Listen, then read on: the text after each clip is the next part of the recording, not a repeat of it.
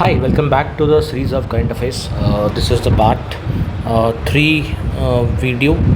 तो अगर आपने पार्ट 1 पार्ट 2 अगर चेकआउट नहीं किया है तो उसको आप जरूर से जाकर चेकआउट कीजिएगा, हमारे प्लेलिस्ट में आपको मिल जाएगा। तो एक एक करके स्टार्ट करते हैं। आगे न्यूज़ ग्रुपिंग करके यहाँ रखा गया है।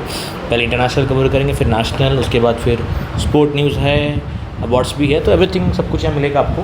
तो बिना टाइम वेस्ट करते हुए आगे चलते हैं। जो फर्स्ट इंटरनेशनल न्यूज़ है वो आ रहा है सेम सेक्स मैरिज से आ रहा है। बेसिकली जो न्यूज़ है वो CNN का एक आर्टिकल मेरे को इम्पॉर्टेंट लगा यहाँ पर। बेसिकली न्यूज़ ये है कि आपका जो थाईलैंड जो है वो बेसिकली पहला साउथ ईस्ट एशिया नेशन बन चुका है। आई रिपीट, थाईलैंड जो है वो पहला साउथ ईस्ट एशिया के अंदर एक ऐसा कंट्री है जिस कंट्री ने लीगलाइज़ कर दिया है सेम सेक्स मैरिज को।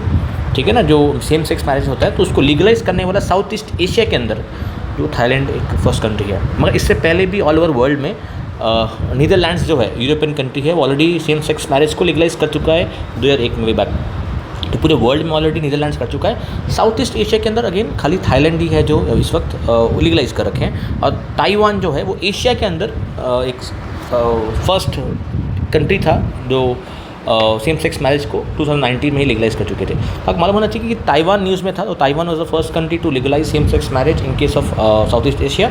और नीदरलैंड्स पूरे होल वर्ल्ड में बात होगा यहाँ पर नीदरलैंड्स के बारे में। और ताइवान जो है वो एशिया के अंदर, खाली एशिया पूछेगा तो वहाँ ताइवान आपको मार के आना है। ओके, नेक्स्ट जो है, अब इसी सेम टॉपिक को अगर आप इंडियन पर्सपेक्टिव से पढ़ेंगे तो इंडिया के पर्सपेक्टिव से, तो इंडिया में सेम सेक्स मैरिज लीगल नहीं है।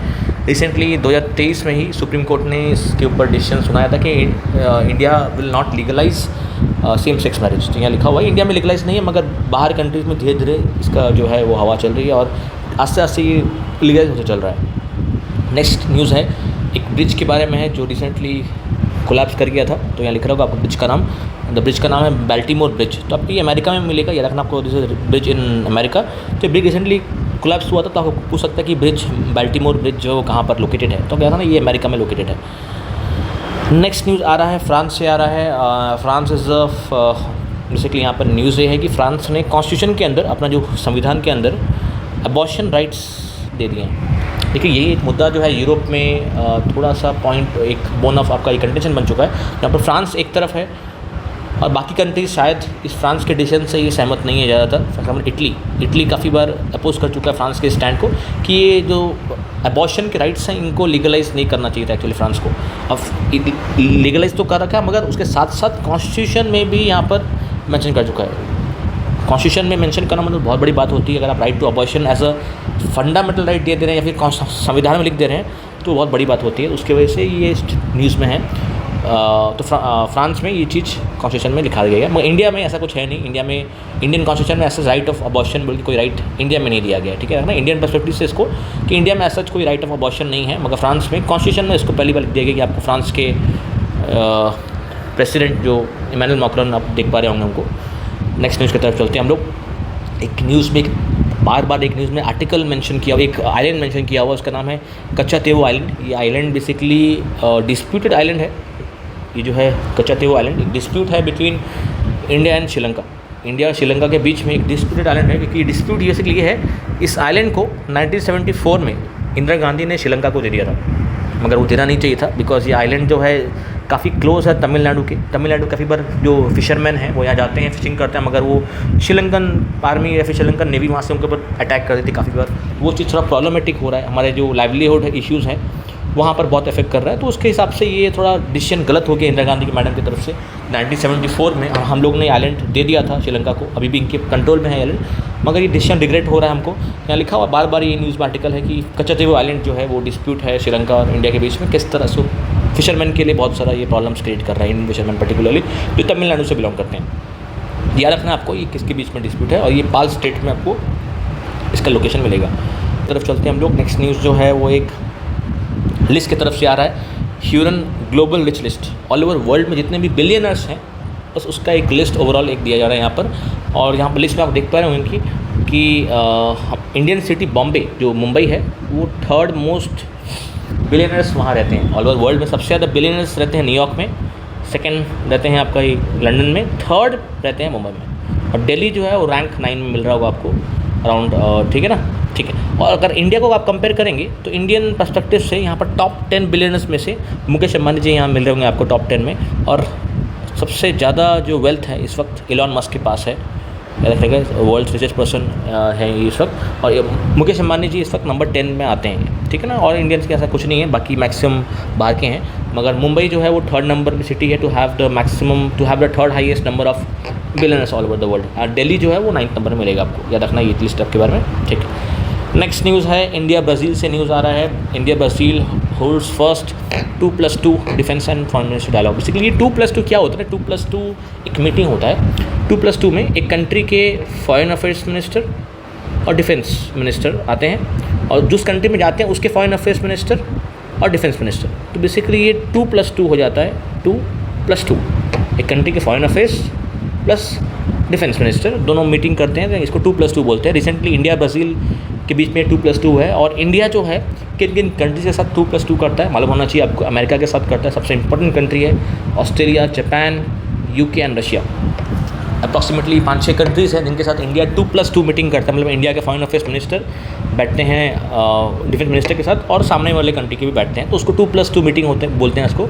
और काफ़ी बार इसमें अच्छे डिस्कशंस होते हैं, तो कैसे आगे बढ़ना है, कैसे कंट्रीज़ के रिलेशंस आगे बढ़ सकते हैं, कैसे डिस्प्यूट को सॉल्व कर सकते हैं। तो काफ़ी बार यूज़फुल चीज़ होती है 2+2 जो मीटिंग्स होती है ज़्यादातर। देखा ना आपको, इंडिया ब्राज़ील के बीच में फर्स्ट टाइम हुआ है यहाँ पर, और यहाँ पर ऑस्ट्रेलिया के साथ होता है हमारा, जापान के साथ होता है, रशिया के साथ होता है, एंड यूके के साथ भी होता है, और यूएसए के साथ भी होता है, याद रखना आपको। नेक्स्ट न्यूज़ की तरफ चलते हैं। पूरे वर्ल्ड का सबसे पहला न्यूक्लियर एनर्जी समिट किया गया है ब्रसल्स के अंदर, जिसका कैपिटल ऑफ कोर्स आपको मिलेगा बेल्जियम में। तो याद रखना आपको, ब्रसल्स के अंदर इंडिया का पूरे वर्ल्ड का सबसे पहला न्यूक्लियर एनर्जी समिट कंडक्ट किया गया। अभी इस समिट में हो क्या रहा है एक्चुअली, इस समिट के अंदर किस तरह आप न्यूक्लियर एनर्जी को पीसफुल पर्पस के लिए यूज़ कर सकते हैं। क्योंकि देखिए न्यूक्लियर एनर्जी का यूज़ नेगेटिव पर्पस के लिए भी होता है, तो उसके वो डायरेक्शन में हमको नहीं जाके किस तरह इसको हम पीसफुल पर्पस के लिए यूज़ कर सकते हैं, तो वो यहाँ पर उसके ऊपर यहाँ बातचीत हो रही है। किस तरह आप इसको पीसफुल पर्पस के लिए, साइंटिफिक पर्पस के लिए यूज़ कर सकते हैं साइंस के पर्सपेक्टिव से, मगर यहाँ पर मिलिट्री पर्सपेक्टिव से इसको यूज़ करने की बात बिल्कुल भी नहीं होती है। याद रखना आपको ये चीज़। और ये पूरा समिट जो है ये ऑर्गेनाइज़ किया गया है IAEA के द्वारा, इंटरनेशनल एटॉमिक एनर्जी एजेंसी जो है ये पूरा समिट ऑर्गेनाइज़ की है, जिसका हेडक्वार्टर्स मिलेगा आपको वियना ऑस्ट्रिया के अंदर। और ये जो इसका जो बॉडी का फॉर्मेशन 1953 में 57 के आसपास हुआ था, एटम्स फॉर पीस के नाम से 57 से ये बॉडी आई थी, international atomic energy peace. Body का काम क्या है, किस तरह पीसफुल पर्पस के लिए न्यूक्लियर एनर्जी को यूज़ किया जा सकता है, तो उसके लिए बॉडी ज़्यादातर एडवोकेट करती है। तो इस बार ब्रसल्स के अंदर समिट होता हुआ मिल रहा है आपको, पहला वर्ल्ड का। देखते हैं नेक्स्ट न्यूज़, नेटो से आ रहा है। नॉर्थ अटलांटिक ट्रीटी ऑर्गेनाइजेशन का 32nd मेंबर जो है वो स्वीडन ऐड हो चुका है। ठीक है ना, Sweden is the 32nd member of NATO. ठीक है ना। नेटो क्या है सर, मैं आपको दिखाता हूँ नेटो क्या है। नेटो का फुल फॉर्म है नॉर्थ अटलांटिक ट्रीटी ऑर्गेनाइजेशन। मैंने आपको बताया नॉर्थ अटलांटिक। बेसिकली यहाँ पर क्या हो रहा है, अगर मैं मैप को जूम करूँ, अटलांटिक ओशन के, दिस इज अटलांटिक ओशन मिलेगा आपको। अटलांटिक ओशन के जो आसपास जो कंट्रीज़ हैं वो एक तरह का अलायंस बना दिए, एक कलेक्टिव डिफेंस बना दिए हैं। ये सारे कंट्री जो आपको मैप में ब्लू कलर के मिल रहे होंगे, ये ब्लू कलर्ड कंट्रीज़ हैं, जो ब्लू से मार्क्ड हैं, ये सारे कंट्रीज़ एक ट्रीटी करके बैठे हैं कि किसी भी अगर एक कंट्री के ऊपर अटैक होता है तो सब के सब उसको वापस जवाब देंगे, उस कंट्री को सब के सब मिल के वापस देंगे। इसलिए इसका नाम है नॉर्थ अटलांटिक ट्रीटी ऑर्गेनाइजेशन। एक ट्रीटी साइन की हुई है कि अगर एक के ऊपर भी अटैक होता है तो सारे सब के सब कंट्रीज़ मिल के उस कंट्री को जवाब देंगे यहाँ पर। तो इसके हिसाब से एक डिफेंस, कलेक्टिव डिफेंस की तरह ही काम करती है। और ये बनाई गई थी 1949 में। ये ट्रीटी जो है 1949 में आई थी, वे बैक 1949, बहुत पहले ट्रीटी आई थी। उस समय जब था तो उसमें वर्ल्ड पे 2 सुपर पावर्स थे, एक रशिया और एक अमेरिका। तो उस सुपर पावर्स के बीच में अमेरिका जो था बहुत आगे बढ़ रहा था, उसके हिसाब से एक ब्लॉक बन गया यहाँ पर। उस ब्लॉक में नेटो कंट्री सब ज्वाइन कर गए अमेरिका को, और एक ग्रुप बना दिए, डिफेंस ग्रुप बना दिए। वहाँ से डिफेंस अलायंस एक तरीके का बोल सकते हैं इसको आप, किसी की क्योंकि यहाँ पर किसी एक कंट्री के ऊपर भी अगर अटैक होता है तो सारे के सारे कंट्रीज़ मिल के वहाँ पर जवाब देते हैं। एक तरह का कलेक्टिव डिफेंस जो होता है उस तरीके का यहाँ काम करता है। और नेटो में 32nd मेंबर जो है वो आपको स्वीडन ऐड होता हुआ मिलेगा। 1949 में ग्रुप आया था, उस समय अमेरिका रशिया के बीच में कंपटीशन चल रहा था। तो अमेरिका ने मैक्सिमम कंट्रीज़ को अपनी तरफ करके एक नेटो ग्रुप बना दिया अगेंस्ट रशिया। बेसिकली रशिया को देखते हुए बनाया गया था, मगर अब तो इतना ज़्यादा रिलेवेंस रह नहीं गया इस ग्रुप का। तो 32nd मेंबर मालूम होना चाहिए। और इसके सेक्रेटरी जनरल रिसेंटली अपॉइंट हुए हैं, मार्क रूट नाम है उनका, और जो नीदरलैंड्स के PM है इस वक्त। सेक्रेटरी जनरल ऑफ नेटो इस मार्क रूट, इस वक्त नीदरलैंड्स के प्राइम मिनिस्टर भी हैं। ये रिसेंट अपॉइंटमेंट है, याद रखिएगा वो चीज़। इंडिया और EFTA के बीच में एक ट्रेड डील हुआ है। EFTA का फुल फॉर्म मालूम होगा आपको, European free trade association, EFTA। तो इंडिया और यूरोपियन फ्री ट्रेड एसोसिएशन के बीच में एक ट्रेड डील हुआ है ताकि इंडिया इनको इंपोर्ट कर सके। इन कंट्रीज़ के बीच में अपना जो ट्रेड है, बिज़नेस जो है, बिज़नेस जो वो आगे बढ़ सके। इस तरह maximum to maximum exports India बढ़ा सकता है अपना इन कंट्रीज़ को। तो एक्सपोर्ट बढ़ाने के लिए तो यहाँ पर किया गया। इस यूरोपियन फ्री ट्रेड एसोसिएशन के अंदर 4 कंट्रीज़ आते हैं, लिechtenstein, स्विट्ज़रलैंड, आइसलैंड और नॉर्वे। ये 4 कंट्रीज़ मिला के बनाते हैं यूरोपियन फ्री ट्रेड एसोसिएशन। और इसके साथ इंडिया ने एक ट्रेड डील कर रखा है ताकि इंडिया के साथ जो बिज़नेस है ओवरऑल, इंडिया का जो एक्सपोर्ट्स है वो शायद वहाँ बढ़ सके और कहीं ना कहीं इन्वेस्टमेंट भी जो है जो इंडिया में आ सके। यहाँ लिखा होगा India EFTA trade deal to big $100 billion investment in 10 years। यहाँ जी EFTA का फुल फॉर्म क्या है और कौन कौन सी कंट्रीज़ यहाँ पर हैं, एग्जामिनेशन पत्र थे, उसको आप देख लीजिएगा एक बार। न्यूज़ की तरफ क्या इंपॉर्टेंट है उसको एक बार चेकआउट करते हैं जाके। फर्स्ट न्यूज़ की तरफ चलते हैं नेशनल कैटेगरी के अंदर। फर्स्ट न्यूज़ आ रहा है मारुति सुजुकी के यहाँ से आ रहा है। मारुति सुजुकी का जो प्लांट है गुजरात में, तो वहाँ पर जो है एक रेलवे ट्रैक गया हुआ एक्चुअली प्लांट के अंदर। First automobile in plant railway siding at Maruti Suzuki इस प्लांट इन गुजरात। तो सुजुकी का जो प्लांट है गुजरात में, तो वहाँ पर प्लांट के अंदर तक की ट्रांसपोर्टेशन अच्छे से हो जाए, ट्रक्स का जो इंपोर्ट जो बाहर से निकाल रहे हैं, गाड़ी लेके जा रहे हैं, उसके लिए जो रेलवे लाइन है वहाँ अंदर तक जा चुकी है। First automobile plant to have this facility is Maruti Suzuki. Next news आ रहा है साहित्य उत्सव, जो वर्ल्ड का सबसे बड़ा लिटरेरी फेस्टिवल है, जो आपको दिल्ली में कंडक्ट होता हुआ मिलेगा। इसको कंडक्ट कराया जाता है साहित्य अकेडमी, जिसको इस बार 70 ईयर्स हो चुके हैं फॉर्मेशन के। तो उसके हिसाब से साहित्य उत्सव जो है वो वर्ल्ड का सबसे बड़ा लिटरेरी फेस्टिवल है, जो हर साल दिल्ली में किया जा रहा है। इस साल दिल्ली में किया जा रहा है वर्ल्ड लार्जेस्ट लिटरेरी फेस्टिवल इस साहित्य उत्सव। इसके बाद न्यूज़ है, यहाँ से न्यूज़ है कि इंडिया जो है वो 2nd नंबर में आ चुका है in terms of mobile phone manufacturing. ठीक है, of course China is in number 1, तो इंडिया जो नंबर 2nd में आ चुका है। काफ़ी बहुत जल्दी में इंडिया चाइना को भी ओवरटेक करने वाला है to be at the top spot. इस वक्त 2nd नंबर में है। नेक्स्ट न्यूज़ है UGC के एंड से न्यूज़ आ रहा है। UGC ने बेसिकली एक पोर्टल लॉन्च कर रखा है, यहाँ दिख रहा होगा आपको शेरनी पोर्टल। शेरनी का फुल फॉर्म क्या है? शेरनी का फुल फॉर्म है she research network in India. या देखिएगा ये UGC ने, यूनिवर्सिटी ग्रांट्स कमीशन ने ये जो पोर्टल लॉन्च किया है शेरनी का फुल फॉर्म दिख रहा होगा आपको, she research network in India. जो भी फीमेल रिसर्च जगह में हैं, क्योंकि आपस में इंटरेक्शन बढ़ाने के लिए, एक्सपर्टाइज इंटरएक्सचेंज करने के लिए, तो वहाँ एक प्लेटफॉर्म बनाया गया है। It is nothing but an expert platform, national level का एक प्लेटफॉर्म है जहाँ पर जो फीमेल साइंटिस्ट हैं, फीमेल रिसर्चर्स हैं, फैकल्टीज़ हैं, सीनियर फैकल्टीज़ हैं, फीमेल फैकल्टीज़ हैं, वह किस तरह अपने व्यूज़ एक्सपर्टाइज एक्सचेंज कर सकें, एक्सपर्टाइज जो एक दूसरे को डिस्कस कर सकें, इंसाइट्स शेयर हो सकें। तो उस तरह का एक प्लेटफॉर्म है ताकि नॉलेज शेयर हो सके आपस में। तो उसमें she research network in India एक पोर्टल बनाया गया UGC के द्वारा। याद रखिएगा ये पॉइंट आपको इंपॉर्टेंट है कि शेरनी पोर्टल UGC ने बनाया। नेक्स्ट न्यूज़ आ रहा है इंटरनेशनल न्यूज़ से, तो लिंक्ड है ये एक्चुअल न्यूज़ आपका। IBCA international big cat alliance, एक फॉर्मेशन हो रहा है, इंटरनेशनल बिग कैट्स। अगर मैं जूम करूँगा, ये बिग कैट्स का मतलब है जो बड़े बड़े कैट्स हैं। फॉर एग्जांपल टाइगर हो गए, फॉर एग्जांपल आपको यहाँ पर टाइगर दिख रहा होगा, टाइगर इसमें है, लायन है, लेपर्ड है, प्यूमा है, चीता है, जैगुआर है और स्नो लेपर्ड भी मिलेगा आपको यहाँ पर। तो ये जो 7 के 7 जो बिग कैट्स हैं, ठीक है ना, इनके लिए एक सब कंट्रीज़ मिलके एक अलायंस बनाए हैं ताकि इनको कंजर्व किया जा सके। ये जो 7 बिग कैट्स हैं यहाँ मिलेगा आपको, किस तरह इसका कंजर्वेशन हम बढ़ा सकें, हंटिंग को रोक सकें, उसके लिए जो एक अलायंस बना दिया गया है। और इस अलायंस के साथ हेडक्वार्टर्स जो है ऑफकोर्स वो इंडिया में होने वाला है, याद है ना आपको।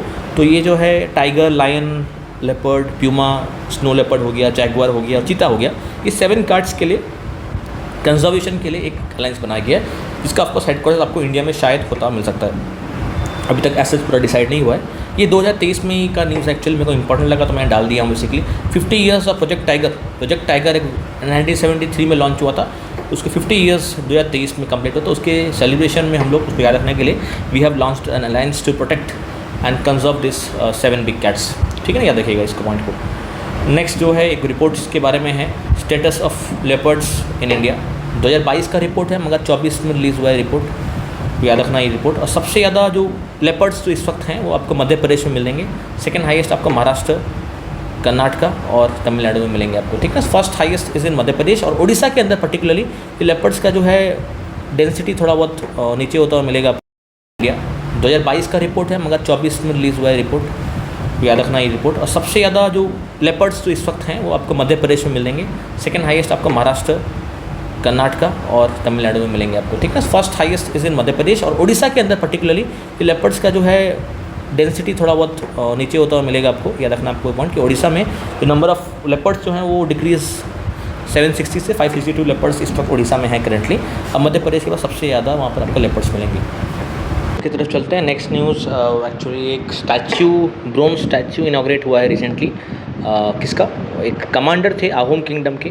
असम में एक फेमस अहोम किंगडम था, बहुत बड़ा, बहुत फेमस किंगडम है बेसिकली, जो असम में ऑपरेट कर रहा था। और असम का जो ये किंगडम था उसके असम के साथ एक मुग़ल के अगेंस्ट में बैटल हुई थी, बैटल ऑफ सरिया घाट। यार आपको 1671 में बैटल ऑफ सरिया घाट जो हुआ था वो असम के अहोम किंगडम वर्सेस मुग़ल का जो राज था, और मुग़ल के एंड से राजा मान सिंह लीड कर रहे थे। और अहोम का जो लेजेंडरी आर्मी कमांडर थे उस समय, उनका नाम था लचित बोरफुकन। ये जो नाम है ये मत भूलिएगा आप। लचित बोरफुकन का जो स्टैचू है वो रिसेंटली इनॉग्रेट किया गया है असम के अंदर, याद रखना आपको। इसके जो डिज़ाइनर का नाम मत भूलिएगा, राम वंजी सूतर जो है वो इनके डिज़ाइनर हैं इस स्टैचू के, याद रखना आपको। इस स्टैचू दिख पा रहा आपको, ये वही इंसान है जिन्होंने आपका स्टैचू ऑफ यूनिटी गुजरात में जो है फेमस डिज़ाइन करवाया था। इनका नाम भूलिएगा, राम वंजी सूतर जो है ये डिज़ाइनर थे इस स्टैचू के, याद रखना आपको ये चीज़। ओके, तो नेक्स्ट न्यूज़ की तरफ चलते हैं हम लोग। नेक्स्ट न्यूज़ एक टनल के एंड से आ रहा है। एक नया टनल इनॉग्रेट हुआ रिसेंटली, नाम है सेला टनल। तो ये सेला टनल कहाँ पर मिलेगा आपको? ये मिलेगा आपको अरुणाचल प्रदेश के अंदर, बेसिकली चाइना से बहुत करीब है।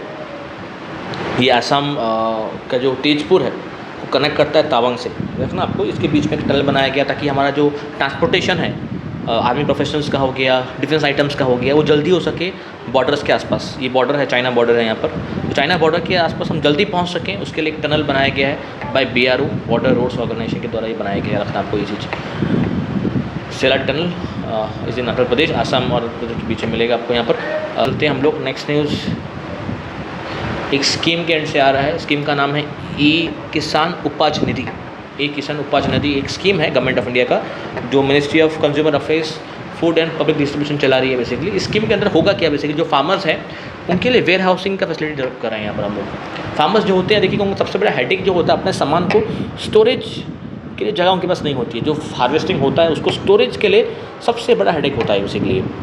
यहाँ पर वो स्कीम टारगेट कर रही है कि जहाँ पर स्टोरेज हो सके अच्छे से। यहाँ पर वेयर हाउसिंग स्कीम है बेसिकली, रखना आपको यहाँ पर, जहाँ फार्मर्स अपना जो प्रोड्यूस है उसको स्टोर कर सकते हैं रजिस्टर्ड वेयर हाउसेस के अंदर for 6 month at a very less interest rate actually, ठीक है ना। तो यहाँ पर फार्मर्स को ना कोई कोलेटरल देना है, ना कोई सिक्योरिटी डिपॉजिट्स है, फिर भी वही स्कीम्स इन लोगों के लिए, इन फार्मर्स के लिए है, ताकि अपना जो पोस्ट हार्वेस्ट के बाद जो प्रोसेस होता है वो अच्छे से आसान से हो सके, ताकि ज़्यादा वेस्टेज ना हो फूड्स का, ठीक है ना। वो वेस्टेज को कमाने के लिए ये स्कीम है किसान उपज निधि, यहाँ पर आपको वेयर हाउसिंग फैसिलिटी डेवलप की जा रही है यहाँ पर, ठीक है। नेक्स्ट की तरफ चलते हैं। इंडिया का पहला अंडर वाटर मेट्रो जो है, अंडर वाटर मेट्रो आपको दिख रहा होगा यहाँ पर, आपको अंडर वाटर चल रही है मेट्रो, जो कोलकाता में रिसेंटली इनॉग्रेट हुआ है, इन कोलकाता वेस्ट बंगाल के अंदर, फर्स्ट अंडर वाटर मेट्रो।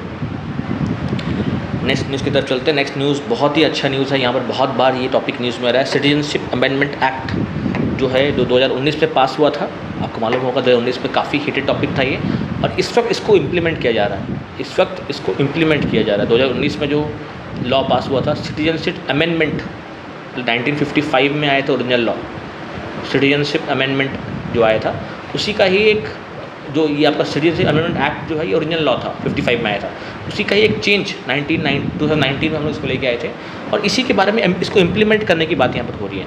काफ़ी लोग इसके अगेंस्ट भी हैं, इस लॉ के अगेंस्ट है सिटीजनशिप अमेंडमेंट एक्ट जो है।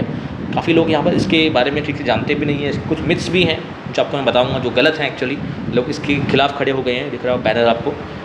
ये तो ठीक है, जैसे आपका सेलिब्रेशन हो रहा है यहाँ पर, मगर काफ़ी जगह मैं देख चुका हूँ यहाँ पर लोगों को नेगेटिव नॉलेज है, कुछ कम नॉलेज है शायद, उस वजह से वो इसके बारे में नेगेटिवली सोच रहे हैं, ठीक है ना। उसको मैं क्लियर करूँगी ये लॉ एक्चुअली है क्या। ये जो लॉ है सिटीजनशिप अमेंडमेंट एक्ट 2019, अमेंडमेंट जो हुआ है सिटीजनशिप अमेंडमेंट के ऊपर, जो 1955 में ओरिजिनल लॉ आया था उसको अमेंड कर चुके हैं हम लोग, चेंजेस लाए हैं। चेंज वगैरह किए क्या यहाँ पर हम लोग, यहाँ पर हम सिटीजनशिप लेने की बात नहीं कर रहे हैं, we are actually giving citizenship, grant करने की बात कर रहे हैं, ठीक है ना। फर्स्ट तो ये चीज़ रखना आपको, यहाँ पर सिटीजनशिप देने की बात हो रही है, लेने की बात तो कतई नहीं हो रही है। We are not snatching citizenship from any person, rather we are giving them. किसको देने की बात हो रही है? ऐसे माइनॉरिटीज़ को जो पाकिस्तान, बांग्लादेश और अफ़गानिस्तान में बहुत परेशान फेस किए गए बहुत पास्ट में, उनके साथ बहुत गलत हुआ है, वो बेसिकली एक परसिक्यूटेड माइनॉरिटी है। इसका मतलब है ऐसे माइनॉरिटीज़ जो माइनॉरिटी ग्रुप है, कहाँ पर? पाकिस्तान, बांग्लादेश, अफ़गानिस्तान के अंदर थे पहले। या तो वो हिंदूज हो सकते हैं, सिख्स हो सकते हैं, जैन्स हो सकते हैं, बुद्धिस्ट हो सकते हैं, क्रिश्चियंस हो सकते हैं, पारसीस हो सकते हैं। यहाँ पर मुस्लिम्स को इंक्लूड नहीं किया गया है। क्यों बताऊँ? कि यहाँ पर मुस्लिम्स माइनॉरिटी कभी नहीं है। Muslims are never in minority in Pakistan, Afghanistan, Bangladesh. ये देशों के अंदर, ये 3 देशों के अंदर Muslims are not in minority, इसलिए ये लॉ उनके लिए है ही नहीं।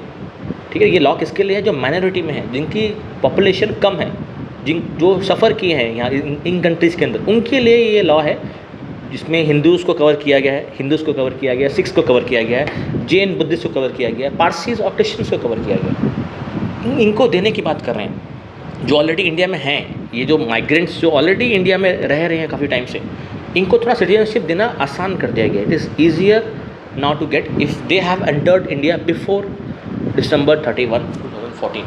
तो यहाँ पर हम लोग सिटीजनशिप ले नहीं रहे हैं, देने की बात कर रहे हैं। किसको? हिंदूज़ को, सिख्स को, जैन्स को, बुद्धिस्ट को, पारसीस को, क्रिश्चियंस को। अब कहाँ से आने चाहिए वो? या तो पाकिस्तान, या तो बांग्लादेश, या तो अफ़गानिस्तान। यहाँ पर हम टारगेट किसी कम्युनिटी को नहीं कर रहे हैं। मुस्लिम्स माइनॉरिटी में नहीं है, इस वजह से उनके लिए यहाँ पर उनका मेंशन नहीं किया गया। एज सच डिस्क्रिमिनेशन भी पूरा नहीं है कोई तरीके से कि डिस्क्रिमिनेशन है। ये लॉ माइनॉरिटीज़ के लिए ही बनाया गया है। इट इज़ वाई ये पॉजिटिव सा चीज़ है, नेगेटिव मत सोचिएगा इसके बारे में। और ये जो लॉ है हर जगह एप्लीकेबल है। जो भी लोग इंडिया में रह रहे हैं हर जगह में, उनको सिटीजनशिप आसानी से मिल जाएगी। किस तरह आसानी से मिलेगी? इससे पहले 11 ईयर्स तक वेट करना पड़ता था उनको, अब वही चीज़ उनको 5 ईयर्स वेट करने से मिल जाएगी। अगर वो December 31, 2024 से पहले अगर आए हैं तो within 5 years they will get the citizenship of India. इससे पहले ये 11 ईयर्स तक मिलती थी, याद रखना को ये चीज़। और ये जो लॉ है 6 शेड्यूल स्टेट्स में एप्लीकेबल नहीं है।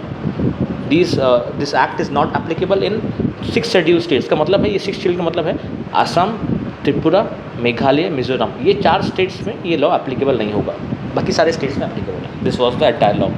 ऐसा सिटीजनशिप अमेंडमेंट एक्ट 2019 में पास हुआ था।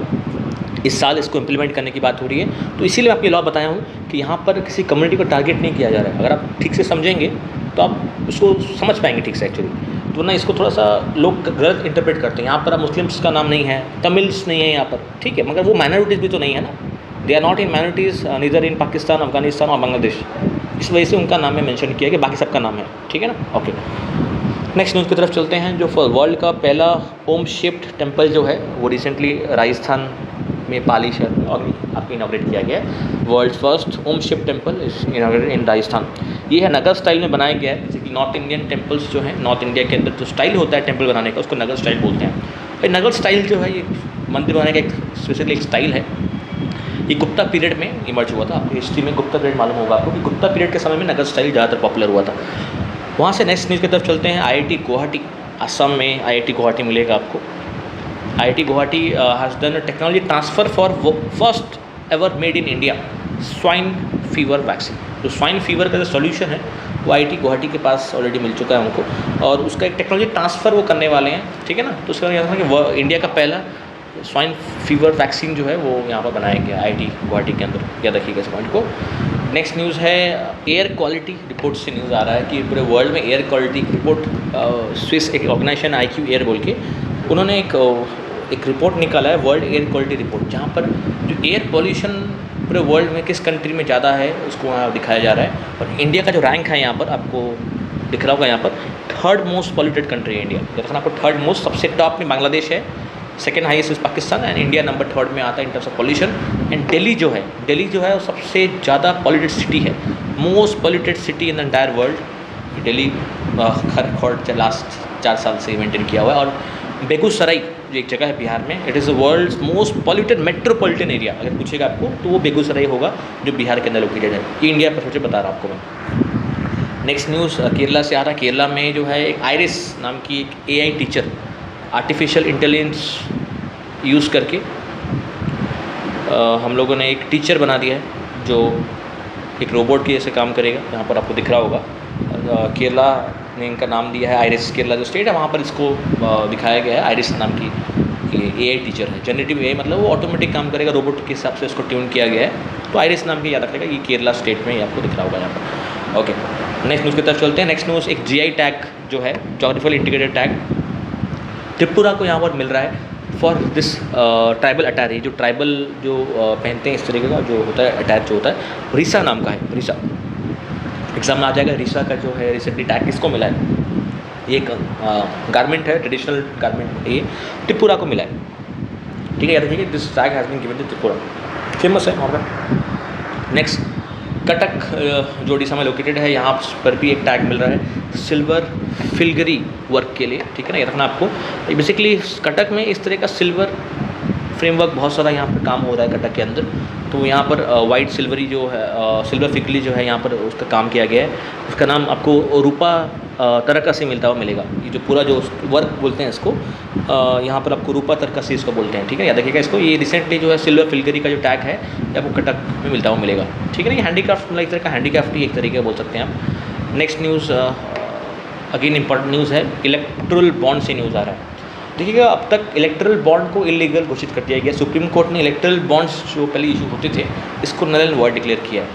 तो इलेक्ट्रल बॉन्ड है क्या? चलिए, basically bond, erectile bond actually एक पेपर होता है जिसके थ्रू आप पॉलिटिकल पार्टीज़ को अगर आपको डोनेशन करना है, if you want to donate to any political party, white donation अगर आपको करना है, ब्लैक में तो बात नहीं कर रहा हूँ मैं, वाइट डोनेशन की बात कर रहा हूँ यहाँ पर। तो अगर आपको डोनेट करना है तो आपको SBI में जाके, स्टेट बैंक ऑफ इंडिया जाके इलेक्ट्रल बॉन्ड इशू करना पड़ेगा उनके नाम में। और सुप्रीम कोर्ट ने इसको रिसेंटली इलीगल बोल दिया गया।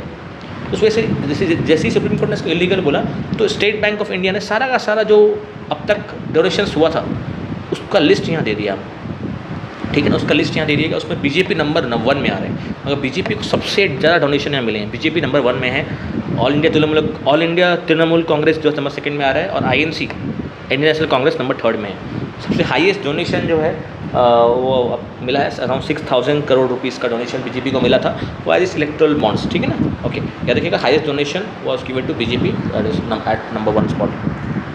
उसके बाद अगेन एक फेमस मजौली मास्क इस तरीके का मिल रहा होगा आपको। ये GI टैग मिल गया है असम को। ठीक है ना, मजौली आइलैंड्स भी वहाँ फेमस है असम के। तो मजौली मास्क एग्जाम में आएगा कि किसको GI टैग मिला है, तो असम को मिला, याद रखिएगा पॉइंट आप। नेक्स्ट न्यूज़ सबसे ज़्यादा इंपॉर्टेंट है, यहाँ पर लोकसभा इलेक्शंस के बारे में मेंशन हो रहा है। क्वेश्चन यहाँ से बहुत तरीके के बन सकते हैं। ठीक है, बता रहा हूँ, एग्जाम में अगर क्वेश्चन पूछना चाहिए आपसे तो लोकसभा इलेक्शन इतना न्यूज़ में रहा है, इतना बाहर इसको लोग कवर किए हैं, इतना न्यूज़ में कर हुआ है, तो आपको एक एक डिटेल जाना इंपॉर्टेंट है कि क्या डिटेल में, ईच एंड एवरी स्टेप में आपको इन्फॉर्मेशन यहाँ पर मिलेगी आपको। तो एग्जामिनेशन में कुछ भी पूछ सकता है आपसे। ठीक है ना, तो हम लोग स्क्रैच से कवर करेंगे इलेक्शन किस तरह का, कैसे हुआ है, मतलब कौन कंडक्ट किया है, कौन ऑफिसर इंचार्ज है, वहाँ पर A to Z सब एंड से उसको कवर करना जरूरी है। स्टार्ट करते हैं जो इस साल का जो लोकसभा इलेक्शंस है उसको कवर करते हैं। यहाँ न्यूज़ में आपको मिल रहा होगा, न्यूज़ में इतना था, न्यूज़ में लिखा हुआ था यहाँ पर कि 65.79 वोटर टर्नआउट है इस साल का इलेक्शंस के। और इलेक्शन जो है वो 7 फेज़ में हो रहा है, 7 फेज़ में हुआ है, सॉरी। तो election has been conducted in 7 phases, ये 7 फेज याद रखना है आपको। और वोटर टर्नआउट जो है वो 65.79% है। बताऊंगा क्या होता है ये वोटर टर्नआउट थोड़ी देर में आपको। और टोटल 7 फेज़ में ऑल ओवर इंडिया में इलेक्शन हुआ है, याद रखना आपको ये चीज़। फर्स्ट कवर करते हैं कि 18th, बेसिकली ये जो इलेक्शन हुआ इस बार 2024 में, ये 18th इलेक्शन था, 18th लोकसभा का इलेक्शन था, 18th नंबर का। ठीक है ना, इससे पहले 2019 में हो चुका था ऑलरेडी, वो 17th था। तो ये जो लोकसभा का इलेक्शन है, लोकसभा लोअर हाउस होता है, this is nothing but lower house, house of people बोलते हैं इसको, हाउस ऑफ पीपल भी बोलते हैं, जहाँ आपके मेंबर ऑफ पार्लियामेंट बैठते हैं, basically house of people, house of people, house of people. इसलिए हम सब जो भी 18 साल के ऊपर हैं वो सब वोट कर सकते हैं यहाँ पर। ठीक है ना, टोटल सीट्स जो होती हैं ऑल ओवर इंडिया में लोकसभा के लिए, there are 543 seats all over India, रखना आपको। टोटल सीट्स इस वक्त 543 हैं। सबसे ज़्यादा सीट्स यूपी में मिलेंगे आपको स्टेट में, और यूटी के टर्म्स में, यूनियन टेरिटरी के टर्म्स में दिल्ली में सबसे ज़्यादा सीट्स हैं। अगर स्टेट पूछेगा तो यूपी है, और यूनियन टेरिटरी खाली पूछ रहा है आपको तो दिल्ली सबसे ज़्यादा सीट्स मिलेंगे आपको। Second highest Maharashtra, third highest West Bengal, Bihar, इस तरह आपको मिलेगा। मतलब फर्स्ट हाईएस्ट एग्जाम याद पूछता है बार बार कि Uttar Pradesh has maximum number of seats, around 80 seats इसके पास मिलेंगे, 81 सीट्स यहाँ मिलेंगे आपको। ठीक है ना, इनके पास अराउंड 81 सीट्स मिलेंगे आपको, 81 यूपी के पास। उड़ीसा के पास ये रखना 21 सीट्स हैं, मध्य प्रदेश उड़ीसा के पास मेंबर ऑफ पार्लियामेंट की 21 सीट्स हैं। ठीक है ना, मेंबर ऑफ पार्लियामेंट वो लोग होते हैं जो इलेक्ट करके जाती हैं लोकसभा के अंदर, ठीक है ना, ठीक है। तो 18 लोकसभा था यहाँ पर, ठीक है ना। इसका इलेक्शन जो होना था इसको ऑलरेडी हो चुका है। Election commission of India, ECI जो बॉडी है, इलेक्शन कमीशन ऑफ इंडिया, ये बॉडी ने इलेक्शन करवाया था। तो इस बॉडी के अंदर जो है सबसे मेन जो पोस्ट होती है वो होती है चीफ इलेक्शन कमिश्नर की। उसके अंदर इस वक्त राजीव कुमार जी बैठे हैं। क्या रखना आपको, चीफ इलेक्शन कमिश्नर की जो पोस्ट है that is occupied by none other than Rajiv Kumar. और 2 इलेक्शन कमिश्नर जो और साथ में होते हैं इनको हेल्प आउट करने के लिए, उनका नाम है ज्ञानेश कुमार और सुब्बर सिंह संधू। ये रिसेंटली अपॉइंटमेंट हुआ इन दोनों का याद रखना आपको। राजीव कुमार तो सबसे टॉप में है, chief election commissioner, chief word यहाँ यूज़ हो रहा है। और उनको हेल्प आउट करने के लिए ज्ञानेश कुमार है और सुखबीर सिंह संधू जी हैं, वो भी यहाँ पर इनको अपॉइंटमेंट मिला है as election commissioner only. Total election जो है वो 7 फेज़ में कंडक्ट किए गए हैं और लास्ट में 7th फेज़ जो 1 जून में हुआ था रिसेंटली अभी। और टोटल पॉपुलेशन जो है इंडिया की 140 करोड़ है, याद रखना 140 करोड़ और 1.4 बिलियन बोलते हैं उसको एक्चुअली। इन 140 करोड़ पॉपुलेशन में से टोटल एलिजिबल वोटर्स जो हैं, जो लोग वोट डाल सकते हैं, वो 96.8 करोड़ लोग हैं। और उनमें से एक्चुअली वोट कितने डाले, 64.2 करोड़, ठीक है ना। याद रखना आपको 140 करोड़ पॉपुलेशन में से 96.8 लोग एलिजिबल हैं डालने के लिए वोट, और उनमें से 64.2 करोड़ ही डाले। तो इसका जो रेशियो निकालेंगे, अगर आप इसका रेशियो निकालेंगे ना, ये रेशियो है, इसका परसेंटेज में निकालेंगे तो ये 65.7% आएगा। मतलब मैं ये बोलना चाह रहा हूँ कि 64 करोड़ जो है, जो लोग वोट डाले एक्चुअली, ये 65% है 96.8 करोड़ का। This is voter turnout ratio, voter turnout. ये चीज़ न्यूज़ में था, ठीक ना। 65.7% वोटर टर्नआउट, इसका मतलब है जो लोग एलिजिबल थे उनमें से 65% लोग एक्चुअली वोट डाले हैं एक्चुअली, जिसमें से भी 31.2 करोड़ वुमेन थे, ठीक है ना। 50% से थोड़ा कम वुमेन थे, ठीक है, रखना आपको। तो voter turnout ratio has come to be 65.7%। सबसे हाईएस्ट वोटर टर्नआउट मिला है असम के अंदर और लोएस्ट मिला है बिहार में। मतलब बिहार में बहुत कम लोग वोट किए हैं, असम में सबसे ज़्यादा हाईएस्ट वोटिंग हुआ है मिलेगा आपको। और उड़ीसा में ना एवरेज 50% वोटर टर्नआउट मिला है। ओवरऑल हाईएस्ट पूछेगा आपको, सब कुछ मिला के यूटी भी मिला के, तो आप लक्षद्वीप बोलेंगे ओवरऑल, मतलब स्टेट प्लस यूटी।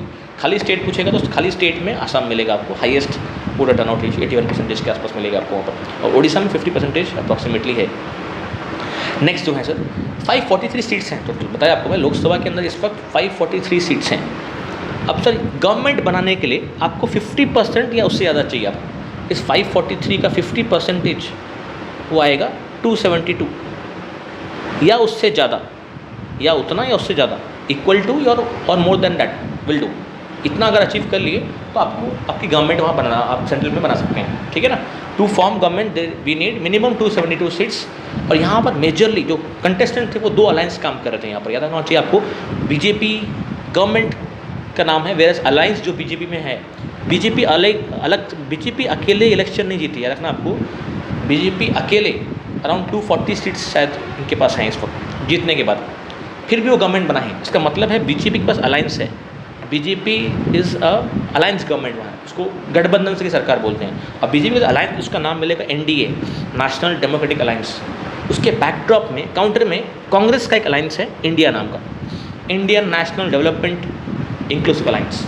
ये फुल फॉर्म पूछ सकता है आपको एग्जामिनेशन में, Indian national development inclusive alliance. और बीजेपी का जो अलायंस है NDA, national democratic alliance. NDA ने इस वक्त इलेक्शन जीत लिया है। खाली बीजेपी ने इलेक्शन नहीं जीत पाया, अराउंड 240 सीट्स बीजेपी को मिले इस साल। वही बोला जा रहा है कि मोदी जी को शायद इस बार थोड़ा टक्कर मिला यहाँ पर। अकेले बीजेपी गवर्नमेंट नहीं बना पाया, अलायंस के थ्रू उन्होंने गवर्नमेंट बना लिया। खाली बीजेपी के पास 240 सीट्स मिले और कांग्रेस को 99 सीट्स मिले, याद रखना आपको। इस वजह से खाली बीजेपी गवर्नमेंट नहीं बनाई है, NDA ने के साथ मिलके, नेशनल डेमोक्रेटिक अलायंस के साथ मिलके उन्होंने गवर्नमेंट बना लिया इस साल, ठीक है ना। ओके, सबसे ओके, ये जो है ये इलेक्शन जो है इसके बाद से, मतलब ये इलेक्शन जो वो हमारा न्यू पार्लियामेंट जो बिल्डिंग है वहाँ पर हुआ है फर्स्ट टाइम ओवर। इससे पहले जो इलेक्शन हुआ था ओल्ड पार्लियामेंट बिल्डिंग में था, ठीक है ना। ओके, और ये जो टर्म है, जो इलेक्शन करके जो MPs आएंगे 2024 से लेकर 2029 तक रहेंगे, 5 साल, आने वाला 5 साल के लिए ये MPs आपके मिल गए आपको। और इसमें जो लीडर ऑफ द हाउस है, जो लोकसभा का जो लीडर है वो कौन बना है, नरेंद्र मोदी जी खुद बने हैं वहाँ पर leader of the house. Prime minister Narendra Modi है वहाँ पर। PMP नरेंद्र मोदी, इस बार उनका 3rd टर्म मिलेगा आपको, मोदी 3.0, ये उनका 3rd टर्म है। 2014 में आए थे मोदी जी, 14 से 19 तक फर्स्ट टर्म, उसके बाद 2019 से 24 तक सेकेंड टर्म, और उसके बाद 24 से लेकर 29 तक इस वक्त थर्ड टर्म है इनका मिलेगा आपको, थर्ड टर्म। ये आपका थर्ड टर्म बन गया, ठीक है ना। हर 5 साल के लिए गवर्नमेंट आती है, उस 5 साल में चेंज हो जाती है, तो ये थर्ड टर्म मिलेगा आपको मोदी जी का। सबसे पहला इलेक्शन जो है वो आपको 51 में हुआ था इंडिपेंडेंस के बाद, और ये वाला 18th नंबर का इलेक्शन हुआ है।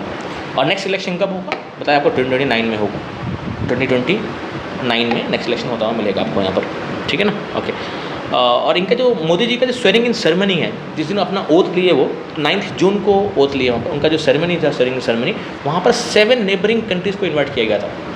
हमारे जो नेबरिंग कंट्रीज़ आसपास, वो उसमें से 7 कंट्रीज़ को हम लोग ने इन्वाइट किया था, और सब के सब आए थे अटेंड करने के लिए, इंक्लूडिंग आपका यहाँ पर लिस्ट दे रखा हूँ मैं, लिस्ट आपके सामने है। मालदीव्स, बांग्लादेश, नेपाल, भूटान, मॉरिशस, सेशल्स, ये 7 जो है नेबरिंग कंट्री से लोग आए थे, 7 नेबरिंग कंट्रीज़। तो यहाँ पर आपको मालदीव्स के पीएम का नाम मालूम होना चाहिए, जो अटेंड किए थे इस वक्त। मिज़ू नाम है उनका, उनके जो प्रेसिडेंट है, नॉट पीएम, प्रेसिडेंट है हवा मिज़ू नाम है उनका, मिज़ू। बांग्लादेश के जो प्राइम मिनिस्टर है शेख हसीना, वो भी आई थी। नेपाल पुष्प कमल प्रचंड, वो भी आए थे। भूटान के जो पीएम रह चुके हैं त्शरिंग तोब्गे, वो भी आए थे। मॉरिशस फेमस कंट्री है, प्रविंद कुमार जुगनथ जो हैं वो भी आए थे। सेशल्स के वाइस प्रेसिडेंट आए थे Ms Atif, and Surekha Yadav, India के फर्स्ट सेमी हाई स्पीड के लोको पायलट जो हैं, फेमस पर्सनालिटी है, इंडिया फर्स्ट लोको पायलट जो हैं, women loco pilot of course, Surekha Yadav ji, ये भी अटेंड किए थे पीएम मोदी का स्वेरिंग इन सेरेमनी, याद रखना आपको ये पॉइंट, ठीक है। यहाँ पर नेक्स्ट स्टेट की तरफ चलते हैं। कुछ फेमस सीट्स हैं जो लोग इलेक्शन लड़े हैं, लाइक नरेंद्र मोदी जी यहाँ मिलेंगे, राहुल गांधी जी यहाँ मिलेंगे। अब सर एग्जामिनेशन में आपको पूछ सकता है कि ये सर ये जो फेमस कुछ लोग हैं ये किस कॉन्स्टिट्यूंसी से हैं, इनकी कॉन्स्टिट्यूंसी कौन सी है जहाँ से ये इलेक्शन लड़के आए हैं आगे। तो मोदी जी की जो कॉन्स्टिट्यूंसी थी वो वाराणसी थी, वो वाराणसी से आए थे, याद रखना आपको। राहुल गांधी जी आए थे रायबरेली से भी लड़े इलेक्शन, वायनाड जो केरला में है वहाँ से भी लड़े, और दोनों में जीत गए। रायबरेली आपको मिलेगा यूपी के अंदर, और वायनाड आपको मिलेगा केरला के अंदर, दोनों से इनकी जीत हुई। अमित शाह फेमस गांधीनगर से आए थे। कंगना रनावत ये भी जीत गई थी मंडी जो हिमाचल प्रदेश में बिलोंग करता है, वहाँ से इलेक्शन लड़ी थी। टोटल 74 वुमेन इस बार लोकसभा इलेक्शन की जो सीट्स हैं वो जीती हैं, 74। लास्ट ईयर 78 थे वुमेन, ठीक है ना, इस साल 74 है। अब सर नए जो अगर गवर्नमेंट एनडीए बनाएगी, तो बीजेपी गवर्नमेंट जो मेन लीडिंग पोजीशन में है, तो उसका देखिएगा वहाँ पर कुछ मिनिस्टर्स होते हैं। मालूम होना चाहिए कि प्राइम मिनिस्टर को असिस्ट करने के लिए प्राइम मिनिस्टर अकेले सब कुछ तो नहीं कर सकता, उसके बाद अलग अलग मिनिस्ट्रीज़ होती हैं। प्राइम मिनिस्टर हैज़ अलग अलग मिनिस्ट्री होती है उसके पास, तो अलग अलग मिनिस्टर्स बनाते हैं वो। सबसे टॉप मोस्ट रैंक में होता है कैबिनेट, जो पीएम के बहुत करीब होता है। अराउंड 30 कैबिनेट मिनिस्टर्स हमारे पास इस वक्त हैं, मैं लिस्ट दिखाऊंगा थोड़ी देर में आपको। कैबिनेट के जस्ट नीचे होता है minister of state independent charge, बताऊंगा क्या होता है ये। थर्ड रैंक में होता है मिनिस्टर ऑफ स्टेट। क्या होता है ना, सबसे टॉप में होता है कैबिनेट मिनिस्टर्स, उनके नीचे एक इंडिपेंडेंट चार्ज दिया जाता है कुछ और मिनिस्टर्स को, जिनको अलग से काम दिया था, अलग से एकदम इंडिपेंडेंट काम है इनका, किसको भी रिपोर्ट नहीं करते ये लोग, अपने आप में इंडिपेंडेंट है। मगर उनके नीचे थर्ड नंबर में होते हैं this one minister of state, जो रिपोर्ट करते हैं इनको कैबिनेट का, इनका इंडिपेंडेंट चार्ज नहीं होता, they have to report to the cabinet. तो इस बार कैबिनेट पोजीशन के अंदर अराउंड 30 मिनिस्टर्स हैं, दिख रहा है आपको 30 को मिला है यहाँ पर appointment. Minister of state independent charge 5 हैं, और मिनिस्टर ऑफ स्टेट 36 हैं, तो टोटल 71 बन गए यहाँ पर। प्लस प्राइम मिनिस्टर खुद भी मिनिस्ट्री संभाल रहे हैं, तो 71 मिनिस्टर्स यहाँ टोटल आ रहा है। और प्राइम मिनिस्टर खुद भी सिंस 1-2 मिनिस्ट्री संभालते हैं, 2-3 मिनिस्ट्री वो खुद के अंडर भी ले लिए वो, तो 71 प्लस प्राइम मिनिस्टर हो गया। और ये जो मिनिस्टर जितने बन सकते हैं, ये ऐसा नहीं अनलिमिटेड हो सकते हैं, दिस इज़ नॉट अनलिमिटेड। अगर मैं क्या चाहूँगा ऐसे कि 100 मिनिस्टर बना सकता हूँ क्या? नहीं सर, हो सकता है मगर एक लिमिट के अंदर, ऐसा अनलिमिटेड नहीं होता sir, there is nothing like unlimited. एक लॉ है, एक लॉ के अकॉर्डिंग 91st अमेंडमेंट जो हुआ था संविधान के अंदर 2003 में, उसके हिसाब से maximum number of ministers who can be is maximum 15% of the Lok Sabha seats, मतलब 543 सीट्स के से 543 का 15% तक आप मिनिस्टर्स अपॉइंट कर सकते हैं मैक्सिमम। ये लिमिट 91st अमेंडमेंट के द्वारा दी गई थी। ऐसे ना इस तरह क्या होगा ना, अपने मतलब लोगों को खींचने के लिए आप अनलिमिटेड कर सकते हैं, मतलब अनलिमिटेड तो नहीं, इस तरह सीट्स मतलब अपने मिनिस्टर्स की सीट बढ़ा सकते हैं। उसको रोकने के लिए एक सीलिंग डाल दिया गया है, to have a control on the number of ministers. एक सीलिंग इशू किया गया 91st अमेंडमेंट के द्वारा 2003 से, जिसके द्वारा 15% ऑफ द लोकसभा सीट्स को लिमिट वहाँ पर दे दिया गया। ठीक है ना। अब सर ये जो मिनिस्टर्स हैं सब के सब तो नहीं याद करना आपको खाली इंपॉर्टेंट कैबिनेट पोर्टफोलियो जो है कौन कौन किस पोर्टफोलियो में है बस याद रखना पड़ेगा आपको। सब तो नहीं, 10-15 ही हैं जो एग्जाम जिसे पूछ सकता है आपको। मैं आपको लिस्ट पूरा दे देता हूँ यहाँ पर, आपको एक बता दूंगा क्या क्या इंपॉर्टेंट है यहाँ पर। फर्स्ट जो रैंक है वो प्राइम मिनिस्टर खुद है वहाँ पर, वो पीएम खुद ही single handedly ministry of personnel public grievances and pension संभालते हैं। डिपार्टमेंट ऑफ एटॉमिक एनर्जी भी पीएम मोदी के अंदर डायरेक्टली आता है। डिपार्टमेंट ऑफ स्पेस, ये 3 डिपार्टमेंट्स, ये 3 जो है अलग अलग डिपार्टमेंट्स, अलग अलग मिनिस्ट्रीज़ जो हैं ये अलग से अलग, मतलब पीएम मोदी के खुद के अंदर है। यहाँ पर कोई मिनिस्टर नहीं बैठा, पीएम मोदी खुद संभालते हैं इन 3 चीज़ को। स्पेस, रिपीट स्पेस है यहाँ पर, एटॉमिक एनर्जी है और personal public grievances and pension, ये 3 जो हैं डिपार्टमेंट्स पीएम मोदी के अंदर आते हैं। और पीएम मोदी जो इस बार इलेक्शन लड़े हैं वो वाराणसी से लड़के आए हैं, ये रखना कोई पॉइंट। नेक्स्ट आपका राजनाथ सिंह जी हैं जो मिनिस्ट्री ऑफ डिफेंस उनके अंडर मिला है, लखनऊ से इलेक्ट होकर आए हैं, ये लखनऊ कॉन्स्टिट्यूंसी से बिलोंग करते हैं, याद रखना आपको। अमित शाह गांधीनगर से आए हैं, बताया आपको थोड़ी देर पहले, गांधीनगर से आए हैं ये। और मिनिस्ट्री ऑफ होम अफेयर्स और कोऑपरेशन दोनों इनके पास है, इंपॉर्टेंट है, होम अफेयर्स प्लस कोऑपरेशन दोनों इनके पास है। Nitin Gadkari ministry of road transport and highways इनके पास है। मिनिस्ट्री ऑफ केमिकल्स भी इनके पास है, ठीक है ना, नागपुर से आए हैं, नागपुर कॉन्स्टिट्यूंसी इलेक्ट होकर आए हैं। जेपी नड्डा फेमस पर्सनालिटी है, ministry of health family affair संभाल रहे हैं इस बार, बिलासपुर से आए हैं ये, बिलासपुर कॉन्स्टिट्यूंसी के इलेक्ट होकर आए हैं, रखना आपको ये पॉइंट। नेक्स्ट शिवराज सिंह चौहान जी हैं, वो ministry of agriculture and family affairs देखते हैं और रूरल डेवलपमेंट का भी काम देखते हैं यहाँ पर। फेमस हमारे फाइनेंस का जो काम है वो निर्मला सीतारमण जी देख रहे हैं और कॉर्पोरेट अफेयर्स का भी काम दोनों ही साइड से देखते आ रहे हैं। भाई कर्नाटका से एक राज्यसभा मेंबर है, लोकसभा के अंदर नहीं आता ये, Nirmala Sitharaman is a Rajya Sabha member not Lok Sabha member, ठीक है ना। S Jaishankar as it is हमारा मिनिस्टर ऑफ एक्सटर्नल अफेयर्स जो हैं ये संभालते हैं, minister of external affairs. Gujarat से ऑफकोर्स एक राज्यसभा मेंबर है, ठीक है ना, okay.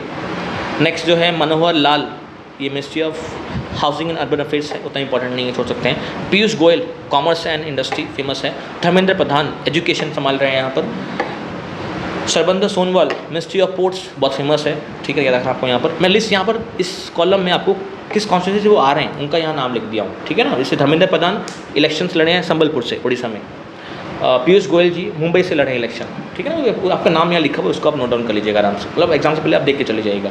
Prahlad Joshi consumer affairs और फूड और पब्लिक डिस्ट्रीब्यूशन संभाल रहे हैं यहाँ पर। जुअल ओरम ट्रैवल अफेयर्स संभालेंगे। Giriraj Singh textile famous.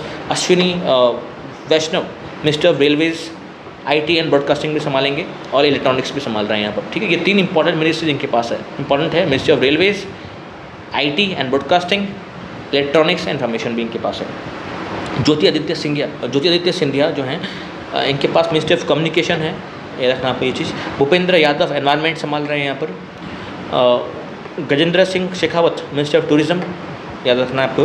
किरण रिजिजू फेमस है, मिनिस्ट्री ऑफ पार्लियामेंट्री अफेयर्स और माइनॉरिटी अफेयर्स संभाल रहे हैं, ठीक है ना। Hardeep Singh Puri petroleum natural gas संभाल रहे हैं। Mansukh Mandaviya labour and employment youth affairs and sports भी इनके अंडर में आ रहा है। किशन रेड्डी जी कोल और मिनिस्ट्री ऑफ माइंस इनके पास है। Chirag Paswan famous food processing industries इनके पास है, फूड प्रोसेसिंग इंडस्ट्री इनके पास है। और ये ऑफकोर्स हाजीपुर बिहार से लड़के आए इलेक्शन। CR पाटिल जी जल शक्ति संभाल रहे हैं, ठीक है ना। ये सब याद रखिएगा, बेसिकली सब तो नहीं, जो आपको मैं बोल्ड कर रखा हूँ, जो हाईलाइट कर रखा हूँ, उसको एक बार आप एग्जाम से पहले देख के जाइएगा जस्ट, ठीक है। जो पोर्टफोलियो में कौन क्या यहाँ पर है, ठीक है ना, इंपॉर्टेंट है, देख के जाइएगा एग्जामिनेशन पे इसको पहले। द वीडियो को एक बार पॉज कर लीजिएगा, एक बार फिर से इसको रीड कर लीजिएगा, इतना पढ़ाया आपको मैं यहाँ पर, ठीक है। आगे बढ़ते हैं, ये तो आपका हो गया। उसके बाद और क्या इन्फॉर्मेशन इंपॉर्टेंट है एग्जाम पर्सपेक्टिव से। देखिए हम लोग सब कुछ कवर कर रहे हैं, अगर इलेक्शंस था न्यूज़ में, एग्जाम में क्वेश्चन जहाँ से आ सकता है, मेरे को जहाँ से लगा सब कुछ कवर कर रहे हैं यहाँ पर, कुछ छोड़ नहीं रहे यहाँ पर। नेक्स्ट जो है नेक्स्ट जो क्वेश्चन बन सकता है यहाँ से कि जो इलेक्शंस हुआ है रिसेंटली, सबसे अच्छा विक्ट्री, लार्जेस्ट विक्ट्री, जो अच्छे मार्जिन से कोई कैंडिडेट जीता है तो वो है Rakibul Hussain. Rakibul Hussain is a candidate who has won this election with a huge margin, मतलब इनके साथ जो इनके जो सेकेंड रैंक में जो थे सबसे ज़्यादा मार्जिन से जीते हैं, मतलब अपने जो कॉम्पिटिटर से और इनके बीच में गैप सबसे ज़्यादा, अराउंड 10.1 लाख वोट से आगे हैं। धुबरी से इलेक्शन लड़े हैं, कांग्रेस से बिलोंग करते हैं राखीबुल हुसैन। और सेकेंड लार्जेस्ट पूछेगा तो एग्जाम में, सेकेंड लार्जेस्ट जो है वो इंदौर से शंकर लालवानी जो हैं वो ऑफकोर्स बीजेपी से बिलोंग करते हैं, 10 लाख वोट से जीते हैं। दिस वॉज 10.1 था, ये 10 लाख है। सेकेंड हाईएस्ट में जाएगा, बीजेपी से बिलोंग करते हैं, इंदौर से ये जीत लेलवानी, शंकर लेलवानी, और ये राखीबुल हुसैन हाईएस्ट में जाएगा। सबसे स्मॉलेस्ट विक्ट्री अगर पूछेगा एग्जामिनेशन में, स्मॉलेस्ट विक्ट्री, तो यहाँ पर इनका नाम मत भूलिएगा आप, एकनाथ शिंदे की जो शिवसेना है वहाँ से ये आते हैं। रविंद्र वेकार नाम है इनका, मुंबई नॉर्थ वेस्ट से ये इलेक्शन लड़े हैं। मात्र 48 छोटे सा मार्जिन से जीते हैं, स्मॉलेस्ट विक्ट्री बोला जाता है, वो यहाँ मिलेगा आपको। नेक्स्ट जो है डायरेक्टली इलेक्शन कहाँ पर हुए हैं विदाउट वोटिंग। अब सर विदाउट वोटिंग कहाँ पर होता है सर? जहाँ पर अगर आपके कैंडिडेट्स और कोई नहीं है, तो आप अकेले ही इलेक्शन खड़े हुए हैं अगर, तो वोटिंग करने के फ़ायदा ही क्या सर? मुकेश दलाल ऑफकोर्स ये बीजेपी से बिलोंग करते हैं, गुजरात में सूरत से ये इलेक्शन लड़े, मगर इलेक्शन तो हुआ ही नहीं, मगर खाली वोटिंग तो हुआ ही नहीं, क्योंकि ये अकेले ही खड़े हुए थे, उनके साथ कोई और कॉम्पिटिटर था ही नहीं, no other candidate was found. Okay, अब सर कुछ ट्राइब्स हैं फेमस ऑल ओवर इंडिया में जिन्होंने इस वक्त फर्स्ट टाइम इलेक्शन में पार्टिसिपेट किया है, और 2 ट्राइब का नाम बार बार आया है। शॉम्पेन ट्राइब एक है अंडमान निकोबार से, एंड ब्रू ट्राइब है त्रिपुरा से। ये दोनों ट्राइब जो हैं फर्स्ट टाइम एवर इलेक्शन में पार्टिसिपेट किए हैं, इसलिए इनका लोकेशन मालूम होना चाहिए। उसके बाद कुछ एप्लीकेशंस लॉन्च हुए हैं, कुछ पोर्टल्स लॉन्च हुए हैं, किसके द्वारा? इलेक्शन कमीशन ऑफ इंडिया के द्वारा। उनके बारे में मालूम होना चाहिए क्या क्या एप्लीकेशन है, क्या क्या पोर्टल हैं, एक ही करके बताता हूँ आपको मैं। फर्स्ट जो पोर्टल लॉन्च हुआ है दैट इज़ KYC। KYC का मतलब है नो योर कैंडिडेट। अब कैंडिडेट के बारे में कुछ भी जानना है आपको, उसका पास रिकॉर्ड, क्रिमिनल रिकॉर्ड, कितना प्रॉपर्टी है, क्या है, सब कुछ यहाँ पर आपको मिलेगा नो योर कैंडिडेट पोर्टल के अंदर। नेक्स्ट पोर्टल है मिथ वर्सेस रियलिटी। अगर आपको मिस इन्फॉर्मेशन रोकना है, अगर ECI election commission of India को मिस अवेयरनेस जो होता है, मिस इन्फॉर्मेशन अगर रोकने के लिए एक पोर्टल बनाया गया है मिथ वर्सेस रियलिटी नाम का, जहाँ पर आपको एक्चुअल इन्फॉर्मेशन मिलेगा और गलत इन्फॉर्मेशन से आप दूर हो सकते हैं। सुविधा नाम का एक पोर्टल अगेन एक लॉन्च हुआ है, सुविधा नाम का सुविधा। ये पोर्टल है नॉमिनेशन के लिए बनाया गया, जो भी कैंडिडेट्स आते हैं उनके नॉमिनेशन फाइल अप करने के लिए सुविधा पोर्टल बनाया गया। वोटर हेल्प ऐप एक है, जहाँ पर आपको अगर इलेक्शन में वोट करना है, आपका नाम इलेक्टरल रोल में है या नहीं है, वो आप इस ऐप के थ्रू चेक आउट कर सकते हैं। आपका नाम किस कॉन्स्टिट्यूंसी में है, कहाँ पर है या नहीं है, वो चेक कर सकते हैं। नेक्स्ट ऐप है सक्षम ऐप, बहुत इंपॉर्टेंट सक्षम ऐप। सक्षम ऐप उन लोगों के लिए जो घर बैठे वोट डालना चाहते हैं, वोट फ्रॉम होम। ऐसे 2 कैटेगरी के लोग हैं जिनको अलाउड है डालना ऐसे घर बैठे वोट फ्रॉम द सक्षम app application. Old age persons जो हैं 85 ईयर्स अबव, उनके लिए ये फैसिलिटी है। अ पर्सन विद डिसेबिलिटी, अगर 40% डिसेबिलिटी आपके पास, अगर आप सफ़र कर रहे हैं वहाँ से 40% या उससे ज़्यादा, तब आप घर बैठे बैठे सक्षम ऐप का यूज़ कर सकते हैं और वोट डाल सकते हैं, ठीक है ना। ओके, अब लोकसभा इलेक्शन के साथ साथ आपको मालूम होना चाहिए 4 स्टेट इलेक्शंस भी हुए हैं, मतलब स्टेट में जो विधानसभा है उसके भी इलेक्शंस हुए हैं। मालूम होना चाहिए आपको कि अगर लोकसभा सेंटर में है, लोकसभा कहाँ पर है? सेंटर में है, लोकसभा सेंटर में है, सेंटर के इलेक्शन सही। स्टेट इलेक्शन भी होते हैं इस तरह, और इस बार स्टेट सेंटर के साथ साथ ऐसे 4 स्टेट हैं जिनका विधानसभा के इलेक्शन, मतलब मेंबर ऑफ लेजिस्लेटिव असेंबली के इलेक्शन हुए, MLA के। ये था MP मेंबर ऑफ पार्लियामेंट, ये है MLA जो स्टेट में बैठते हैं विधानसभा के अंदर। This was Lok Sabha, this is Vidhan Sabha. अब सर कौन कौन से स्टेट में इलेक्शन हुआ है? 4 स्टेट ऐसे हैं, मैं एक करके बोलता रहूँगा, और कौन वहाँ पर चीफ मिनिस्टर बना है उनका नाम भी लिख दिया हूँ, किस पार्टी से उनका नाम भी मेंशन किया हुआ है। फर्स्ट जो बात करेंगे यहाँ पर हम लोग बात करेंगे अरुणाचल प्रदेश में, वहाँ पर इलेक्शन हुआ है। अब पेमा कंडू, देखिएगा मैं एक पॉइंट बता रहा हूँ आपको मैं, ये जो इलेक्शंस हुए हैं 4 स्टेट के, ये 4 स्टेट इलेक्शंस हुए हैं, चारों के चारों स्टेट में NDA अलायंस की गवर्नमेंट आई है। मैंने नहीं बोला बीजेपी की गवर्नमेंट आई, बीजेपी की गवर्नमेंट नहीं आई, मगर NDA का जो पार्ट है वही लोग इलेक्शन में जीते हैं चारों स्टेट के अंदर। NDA का मतलब है नेशनल डेमोक्रेटिक अलायंस, जो एक अलायंस है बीजेपी की, जहाँ बीजेपी मैक्सिमम शेयर होल्ड कर रही है, ठीक है ना। फर्स्ट स्टेट है अरुणाचल प्रदेश में, जो ऑफकोर्स NDA से जो लिंक्ड है। पेमा कुंडू नाम है उनका, कंडू नाम है, बीजेपी से है ये, ठीक है ना, डायरेक्ट बीजेपी से बिलोंग कर रहे हैं। सिक्किम जो है, यहाँ पर सिक्किम क्रांतिकारी मोर्चा जो है ऑफकोर्स NDA का पार्ट है, NDA से लिंक्ड है ये पार्टी। प्रेम सिंह तमंग नाम है इनका, जो इलेक्शन करके आए हैं आगे, प्रेम सिंह तमंग, ये चीफ मिनिस्टर बने हैं इस वक्त के। और आपका ये इससे पहले जो बताया आपको अरुणाचल प्रदेश के अंदर अब पेमा कंडू जो हैं वो भी यहाँ पर इलेक्शन करके चीफ मिनिस्टर इलेक्ट हुए हैं। आंध्र प्रदेश के अंदर M Chandrababu Naidu, Telugu Desam party, of course NDA का ये पार्ट है, N Chandrababu Naidu chief minister बने आंध्र प्रदेश के। उड़ीसा के अंदर मोहन चरण मांझी जो हैं बीजेपी से डायरेक्ट यहाँ पर आए हैं, केओंझर कॉन्स्टिट्यूंसी से आते हैं। टोटल उड़ीसा की थोड़ा डिटेल में बात करेंगे यहाँ पर। उड़ीसा के अंदर टोटल MLA सीट्स कितनी हैं पूछा जाएगा एग्जाम में, 147 है। लोकसभा सीट पूछेगा 21 सीट्स हैं। MLA सीट्स को ही हम लोग विधानसभा बोलते हैं, is nothing but Vidhan Sabha seats, और this is Lok Sabha seats, Lok Sabha, ठीक है ना। 21 है लोकसभा सीट्स, और MLA सीट्स कितने हैं हमारे पास? 147, 21, ठीक है ना। उड़ीसा के इस वक्त करंट गवर्नर कौन है? आपका रघुबर दास हैं। और करंट स्पीकर कौन है विधानसभा के? सुन्नमा पाडी नाम है उनका, ठीक है ना। ये लोग आपका विधानसभा के स्पीकर हैं। और एक नाम मालूम होना चाहिए आपको, बहुत इंपॉर्टेंट है, उनका नाम मालूम होना चाहिए आपको, Sofia Firdaus. She is the first Muslim women in Odisha to be elected as an MLA. ठीक है ना, कि MLA first time ever Orissa के अंदर एक मुस्लिम वुमेन एमएलए बन रही है। ये कटक बाराबटी सीट से ही इलेक्शन लड़ी है। ठीक है ना, सोफिया फिरदौस का नाम मत भूलिएगा, इंपॉर्टेंट है एग्जाम पॉलिटिक से, मत भूलिएगा ये चीज़ आप। ठीक है, अब इतना कुछ पढ़ चुके हैं तो नेशनल वोटर डे भी पढ़ ही लेते हैं सर। 25 जनवरी को हर साल सेलिब्रेट करते हैं national voter day.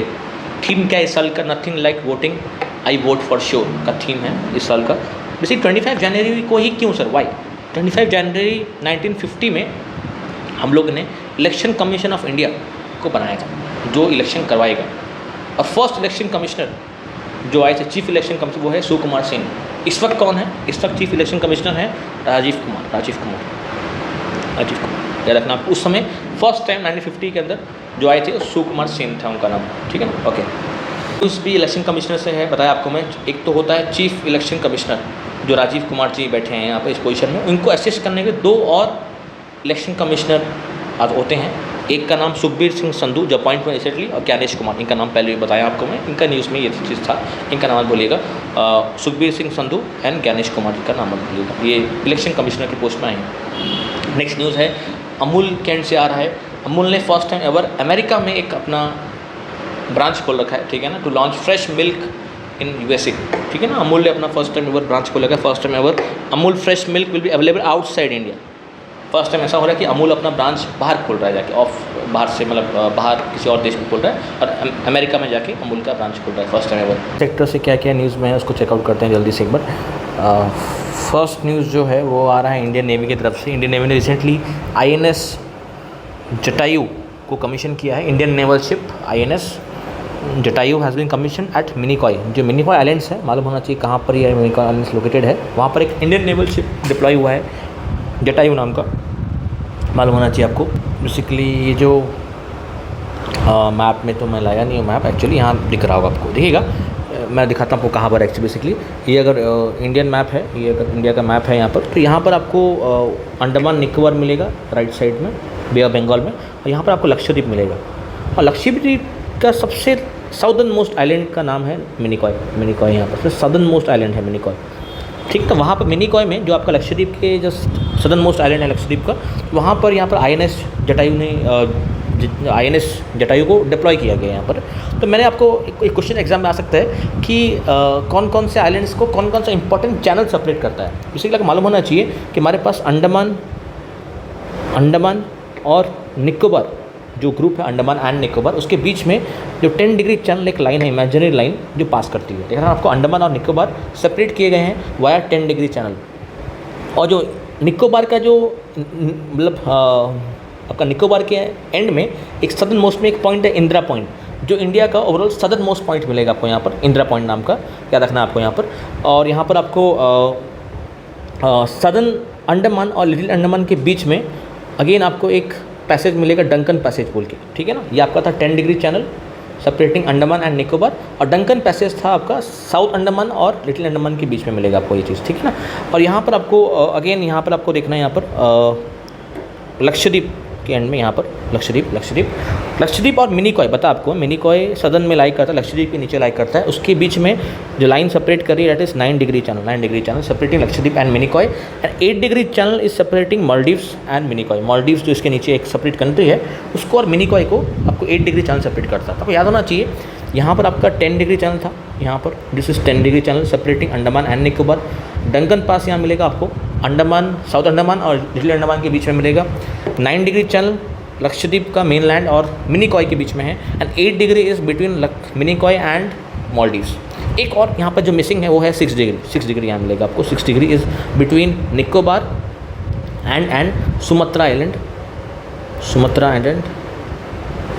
Of Indonesia का सुमत्रा के को सेपरेट करता है यहाँ पर। ठीक है ना, तो यहाँ पर आपको इस तरह पेयर बना देना। ये एक इवन नंबर है, ये भी इवन नंबर है, मगर 6 is separating Sumatra and Nicobar, whereas 8 is separating Minicoy and Maldives. इस तरह आपको 6-8 को पेयर बना के यहाँ पर इस तरह याद करना पड़ेगा। ये 6 है, ये 8 है। ठीक है, आगे देखते हैं नेक्स्ट स्कीम क्या है। नेक्स्ट स्कीम 2 स्कीम्स के बारे में बात हो रहा है यहाँ पर। एक है डेफ कनेक्ट इनिशिएटिव है। उसी इनिशिएटिव के अंदर डेफ कनेक्ट का मतलब है डिफेंस कनेक्ट। यहाँ पर राजनाथ सिंह जी बोल रहे हैं कि हमको इनोवेशन बढ़ाना है डिफेंस सेक्टर के अंदर। जो भी डिफेंस टेक्नोलॉजीज़ हैं वहाँ पर इनोवेशन हमेशा आपको इंक्रीज़ करना है, तो वहाँ पर अदिति स्कीम एक लॉन्च की गई है by defence minister Rajnath Singh. याद रखना, अदिति स्कीम और डेफ कनेक्ट, ये दो इनिशिएटिव्स हैं टू इम्प्रूव और to enhance innovation in defence technologies. उसके लिए 750 करोड़ भी एलोकेट किए गए हैं, याद रखना है वो पॉइंट आपको। नेक्स्ट एक एक्सरसाइज है भारत शक्ति नाम की। भारत शक्ति एक्सरसाइज इज़ कंडक्टेड जहाँ पर आपको ट्राई सर्विस जो है यहाँ पर आर्मी, नेवी, एयरफोर्स तीनों ही इन्वॉल्व हैं यहाँ पर। तीनों की जो कैपेबिलिटीज़ हैं वहाँ आपको देखने के लिए मिलेंगी। ये आपको रिसेंटली होता हुआ मिलेगा पोखरन में, फोटो में देख पा रहे होंगे, पोखरन में हमारे पीएम भी गए हैं। भारत शक्ति जो एक्सरसाइज है जहाँ पर आर्मी, नेवी, एयरफोर्स तीनों ही वहाँ इन्वॉल्व हैं, तीनों की वहाँ पर कैपेबिलिटीज़ देखी जा रही हैं। नेक्स्ट जो है सी डिफेंडर्स एक्सरसाइज के बारे में बात होगा। यहाँ पर सी डिफेंडर इंडिया और यूएस के बीच में होगा। इंडिया और यूएस की जो नेवी है उन दोनों के बीच में हो रहा है। चाइना, ईरान और रशिया तीनों मिलके गल्फ ऑफ ओमान के आसपास एक नेवल एक्सरसाइज कर रहे हैं, वो भी मालूम होना चाहिए आपको।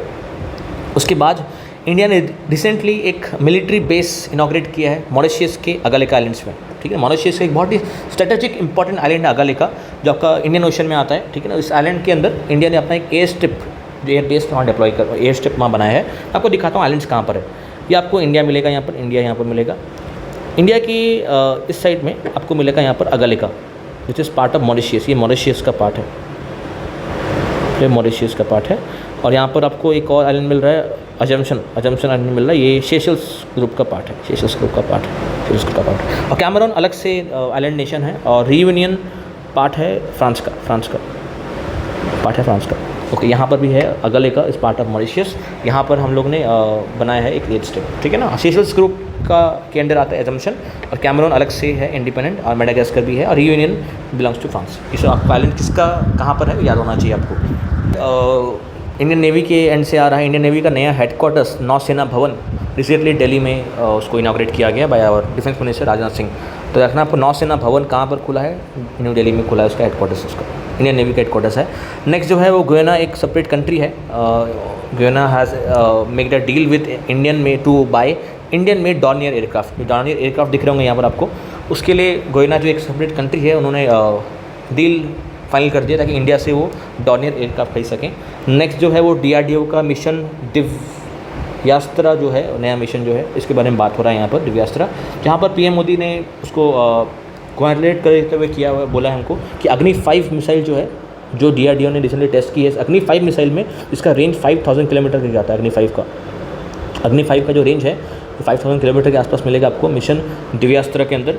यहाँ पर हम लोग ने first time ever indigenously developed अग्नि 5 मिसाइल बनाया है, और उसी मिसाइल में अंदर multiple independent targetable re entry vehicle technology use किया हुआ है, ठीक है। Multiple independently targetable re entry vehicle, इस टेक्नोलॉजी के साथ साथ हम लोग ने इस टेक्नोलॉजी को डिप्लॉय किया है और यूज़ किया है अग्नि 5 मिसाइल के अंदर, first time ever mission Divyastra के अंदर। याद रखना भाई, DRDO ने ये करके दिखाया, उसी का ही जो है गुड विशेस PM मोदी वहाँ को दे रहे हैं। साइंस एंड टेक सेक्टर में देखते हैं क्या न्यूज़ में आया है रिसेंटली। फर्स्ट जो है वो एक नॉक्टिस वोल्केनो के बारे में बात हो रहा है, जो रिसेंटली इरप्ट हुआ है मार्स में। या था ना, वो नॉक्टिस वोल्केनो जो है ज्वालामुखी, वो मार्स प्लैनेट है, उसमें दिखाई दिया गया है। ओके, नेक्स्ट न्यूज़ की तरफ चलते हैं। एक बेंगलुरु का एक स्पेस स्टार्टअप है, नाम है बेलाट्रिक्स एरोस्पेस। यहाँ पर इनको सक्सेस मिला है अपने पेलोड्स को लॉन्च करते हुए, इसरो पोएम 3, ठीक है ना। याद रखना आपको, एक प्राइवेट स्पेस कंपनी है बेल्ट्रिक्स एरोस्पेस, इन्होंने अपना पेलोड को लॉन्च किया है। यहाँ पर आपको फोटो दिख रहा होगा, इसरो के जो चीफ हैं S सोमनाथ जी भी यहाँ खड़े हुए हैं, देखिएगा इसको आराम से आप। इसरो का जो है पोएम 3 मतलब PSLV ऑर्बिटल एक्सपेरिमेंटल मॉडल जो मॉड्यूल है, उसको लॉन्च करते हुए यहाँ पर आपको 10 पेलोड्स को एक साथ यहाँ लॉन्च किया गया है बाय प्राइवेट कंपनी बेल्ट्रिक्स एरोस्पेस, ठीक है। नेक्स्ट न्यूज़ एक मेटल के अंदर से है, एक रेयर अर्थ मेटल है, बहुत ही कम मिलता है, टैंटुलम नाम है उसका, जो सतलज रिवर के आसपास मिला है आपको। सतलज रिवर बेसिकली आपको इंडस की सबसे लंबी ट्रिब्यूटरी है, रिवर इंडस जो है सबसे बड़ी ट्रिब्यूटरी इसकी मिलेगी आपको यहाँ पर रिवर सतलज के नाम से। इसका पुराना नाम था शतद्री नाम है। ये ओरिजिन होती है तिब्बत से ही, आपका लेक राक्षस जो है, और इंडिया के अंदर एंट्री करती है शिवकिला पास से।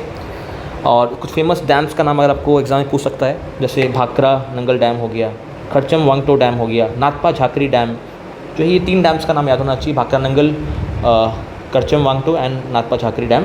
और इसका ओरिजिन याद रखना आपको, ओरिजिन जो है रिवर सतलज का, रिवर सतलज का ओरिजिन जो है वो इंडिया में नहीं है, इट ओरिजिनेट्स इन तिब्बत। आपको वहाँ पर एक लेक है राकाश लेक, वहाँ से इंडिया में एंटर करती है तिब्बत से, शिपकिला पास के थ्रू एंटर करती है हिमाचल प्रदेश के अंदर, फिर वहाँ से ज्वाइन करती है पाकिस्तान में जाके इंडस को ज्वाइन करती है। इंडस की लॉन्गेस्ट ट्रिब्यूटरी है ये। अगेन इसरो के एंड से है। इसरो ने लॉन्च किया है, टेस्ट किया है बेसिकली पुष्पक को। पुष्पक बेसिकली इंडिया का पहला रीयूजेबल व्हीकल है। It is India's first reusable launch vehicle. Reusable launch vehicle क्या होता है ना एक्चुअली, आपको कुछ भी अगर एक रॉकेट लॉन्च करना है, आपको अगर कुछ भी सैटेलाइट लॉन्च करना है ऊपर में या कुछ भी अगर लॉन्च, तो उसके लिए एक रॉकेट चाहिए आपको। एक रॉकेट के अंदर डाल के सैटेलाइट को लॉन्च किया जाता है। जैसे इस तरह एक रॉकेट के अंदर डाल के उसको लॉन्च करते हैं हम लोग। तो उस रॉकेट को अगर आप रीयूज़ कर सकें, रीयूज़ अगर हो सके रॉकेट तो अच्छी बात है ना, उसका कॉस्ट भी बचता है, कहना कि एक सस्टेनेबल चीज़ भी है वो करना। तो वहाँ पर इंडिया का first time ever reusable launch vehicle use किया गया है। India's first reusable launch vehicle, ताकि अफोर्डेबल हो सके और सस्टेनेबल बच सके। ऑलरेडी आपको मैं बोल चुका हूँ कि कॉस्ट कम आ सके, उसको रीयूजेबल चीज़ बनाए गए हैं। रीयूजेबल फर्स्ट लॉन्च व्हीकल हम लोग ने यहाँ पर टेस्ट किया, पुष्पक नाम का, इसरो का। नेक्स्ट न्यूज़ जो है अपॉइंटमेंट से देखते हैं क्या क्या चीज़ न्यूज़ में है। फर्स्ट न्यूज़ है नीरज चोपड़ा, केन से आ रहा है, फेमस पर्सन है। इनको एवरेडी के ब्रांड एम्बेसडर बना दिया गया एवरेडी के। नवीन जिंदल के यहाँ से न्यूज़ है, Naveen Jindal has been appointed as president of Indian steel association. जो इंडिया का स्टील एसोसिएशन है उसके प्रेसिडेंट नवीन जिंदल जी अपॉइंट हो चुके हैं, याद रखना आपको ये point. Next news Kishore Makwana के एंड से आ रहा है। Kishore Makwana has been appointed as chairman of NCSC, national commission for scheduled caste. देखिएगा इंडिया में जो शेड्यूल्ड कास्ट कम्युनिटी है उनका देख रेख करने के लिए, उनके राइट्स को अच्छे से मिल सकें उसके लिए एक बॉडी है, national commission for scheduled cast. तो उसके चेयरमैन किशोर मकवाना जी अपॉइंट हुए हैं। तो मालूम होना चाहिए, एग्जामिनेशन में वो पूछ सकते हैं कि पॉलिटी के अंदर कौन कौन से आर्टिकल मेंशन किए इनके लिए। National commission for scheduled cast article 338 में मेंशन की हुई है, और national commission ST scheduled tribe के लिए 338A है आर्टिकल, और NCBC national commission for backward class के लिए 338B है। ठीक है ना, याद रखना आपको 338 से स्टार्ट होगा। We will start from 338, move to 338A, उसके बाद B आएगा। B is for NCBC, A होगा NCST के लिए, और खाली 38 आएगा तो NCSC के लिए आएगा वो, याद रखना ये चीज़ आपको। नेक्स्ट न्यूज़ की तरफ चलते हैं। नेक्स्ट न्यूज़ है वो इंडियन बैंक एसोसिएशन के एंड से है। MV राव को रिसेंटली चेयरमैन बनाया गया इंडियन बैंक एसोसिएशन का, ठीक है ना। MV Rao has been elected as chairman of Indian bank association. इसका हेडक्वार्टर्स आपको मिलेगा बॉम्बे के अंदर, ठीक है। नेक्स्ट न्यूज़ इंटरनेशनल अपॉइंटमेंट कुछ है। शहबाज शरीफ जो है वो प्राइम मिनिस्टर बन चुके हैं पाकिस्तान के। Is a new prime minister of Pakistan के नए प्राइम मिनिस्टर हैं। खास तो इलेक्शन वहाँ होता नहीं है, मगर किस तरह वो कुछ दिखावा करके इलेक्शन वहाँ पर करा के इनको प्राइम मिनिस्टर की सीट में वहाँ पर ऑलरेडी क्या बोलते हैं आपको वो बैठा दिया गया है। नेक्स्ट न्यूज़ की तरफ चलते हैं। व्लादिमीर पुतिन फिर से इलेक्ट हो चुके हैं रशिया के प्रेसिडेंट, ठीक है ना। पैलेस्टीन के प्रेसिडेंट ने अपना नया प्राइम मिनिस्टर पैलेस्टीन का अपॉइंट किया है, Mohammad Mustafa is the new prime minister of Palestine, याद रखना आपको। और अब्बास जो हैं वो इस वक्त के प्रेसिडेंट हैं पैलेस्टीन के। Abbas is nothing but none other than the Palestine president. और इन्होंने अपॉइंट किया है prime minister of Palestine who is Mohammad Mustafa, दिख रहे होंगे मोहम्मद मुस्तफ़ा को फोटो के अंदर।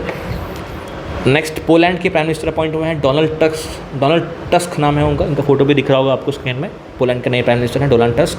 इंटरनेशनल रैंकिंग्स कुछ देखते हैं हम लोग क्या क्या न्यूज़ में है। 2-3 रैंकिंग बेसिकली एग्जाम में बार पूछ सकता है। सबसे पहला जो रैंक है यहाँ पर बात हो रहा है वर्ल्ड हैप्पीनेस रिपोर्ट के बारे में बात हो रहा है। वर्ल्ड हैप्पीनेस जितने भी वर्ल्ड में कंट्रीज हैं उसके हैप्पीनेस के टर्म्स में फिनलैंड सबसे टॉप में है। Finland is the most happiest country in the entire world. India का जो रैंक है वो अराउंड 126 रैंक में इंडिया मिलेगा आपको, यहाँ पर 126 है। और टॉप में मिलेगा आपको फिनलैंड मिलेगा आपको टॉप के अंदर, ठीक है। आगे बढ़ते हैं। नेक्स्ट जो इंडेक्स है वो है हेनले पासपोर्ट इंडेक्स के बारे में बात होगा यहाँ पर। हेनले पासपोर्ट इंडेक्स में बताया जाता है कि कौन से कंट्री का पासपोर्ट सबसे स्ट्रॉन्ग है। तो इंडिया का रैंक 85 है, और स्ट्रॉन्गेस्ट पासपोर्ट जो होता है वो फ्रांस का मिलेगा आपको, ठीक है ना। लास्ट ईयर जापान का था शायद, इस साल 2024 में हेनले पासपोर्ट इंडेक्स फ्रांस को सबसे ज़्यादा स्ट्रॉन्ग नंबर 1 में मिलेगा। नेक्स्ट बात होगा ह्यूमन डेवलपमेंट इंडेक्स के बारे में। ह्यूमन डेवलपमेंट इंडेक्स इंपॉर्टेंट है एग्जाम पर्सपेक्टिव से। टॉप में स्विट्जरलैंड मिलेगा आपको। इंडिया का रैंक 134 तक याद रखिएगा, बहुत पीछे है India. This index is launch by every year by UNDP, United Nations development programme. United Nations development programme एक बॉडी है UN का जो ये इंडेक्स निकालता है। इसका हेडक्वार्टर्स आपको न्यूयॉर्क में मिलेगा, न्यूयॉर्क के अंदर मिलेगा UNDP का, जो ह्यूमन डेवलपमेंट इंडेक्स निकालता है। टॉप में स्विट्जरलैंड मिलेगा आपको। इंडिया का रैंक 134 है। इससे देखते हैं क्या क्या न्यूज़ में है। स्पोर्ट्स न्यूज़ के अंदर सबसे पहला है मियामी ओपन से न्यूज़ आ रहा है। टेनिस का जो टूर्नामेंट होता है, रोहन बोपाना इसके बारे में मालूम होना चाहिए, रोहन जी के बारे में। इन्होंने मियामी ओपन जो हुआ है उनका मेंस डबल का टाइटल अचीव किया है in this Miami Open. Rohan Bopanna नाम है इनका। नेक्स्ट न्यूज़ आ रहा है श्रीजा अकुला के यहाँ से। Sreeja Akula has won the world table tennis का WTT जो आपका बेरूट के अंदर हो रहा है, लेबनान का जो ऑफकोर्स कैपिटल है। तो वहाँ पर सिंगल वुमेंस जो होता है उसमें ये जीत गए हैं। नाम क्या है इनका? श्रीजा अकुला, जो वुमेन सिंगल टाइटल अचीव किए हैं। सेम ही वर्ल्ड टेबल टेनिस जो कप हो रहा है यहाँ पर, जी साथिया का नाम मत भूलिएगा। G Sathiyan is the first ever Indian to win men's single category के अंदर। इन्होंने भी वुमेन सिंगल कैटेगरी मिल गया आपको, ये मिलेगा आपको मेन सिंगल कैटेगरी, ठीक है ना। दोनों चीज़ याद रखना है। Sreeja Akula women single category of world table tennis, G Sathiyan men single trophy of this world table tennis. Next news की तरफ चलते हैं। शारनाथ कमल का नाम मत भूलिएगा। Sharath Kamal is the Indian flag bearer at Paris Olympics 2024। ये अगस्त में होने वाला है, एक्चुअली समर ओलंपिक्स है जो फ्रांस में होगा अगस्त महीने में। तो उसके लिए जो इंडिया का फ्लैग बियर है वो शरद कमल जी को अपॉइंट किया गया वहाँ पर। नेक्स्ट न्यूज़ IPL के एंड से। यार IPL इस बार कंक्लूड हो चुका है। सबसे पहले बेसिक से स्टार्ट करेंगे IPL से। बहुत सारे यहाँ पर इंपॉर्टेंट एस्पेक्ट्स आपको जानना है यहाँ पर। इस साल का 2024 का जो IPL हुआ वो 17th नंबर का IPL था, और टाटा IPL भी इसको बोलते हैं कि टाटा इस पर स्पॉन्सरशिप किया है यहाँ पर IPL को। फर्स्ट IPL का सेशन हुआ था अराउंड 2008 के अंदर। मोस्ट सक्सेसफुल टीम अब तक की सबसे मैक्सिमम जो विन हुए हैं वो है आपका मुंबई इंडियंस एंड CSK। 5 बार दोनों ने जीता है। सबसे मोस्ट सक्सेसफुल टीम के अंदर आती हैं अब तक की, 2008 से स्टार्ट हुआ जब तक के। Most runs in IPL history Virat Kohli के पास है। मोस्ट विकेट पूछेगा तो युजवेंद्र चहल ने मोस्ट विकेट्स लिए हैं, रखना आपको। मोस्ट रन्स भी इंपॉर्टेंट है। अब तक मोस्ट रन्स किसको मिले टोटल IPL जब से स्टार्ट हुआ है? Virat Kohli. Record is held by Yuzvendra Chahal, ठीक है ना।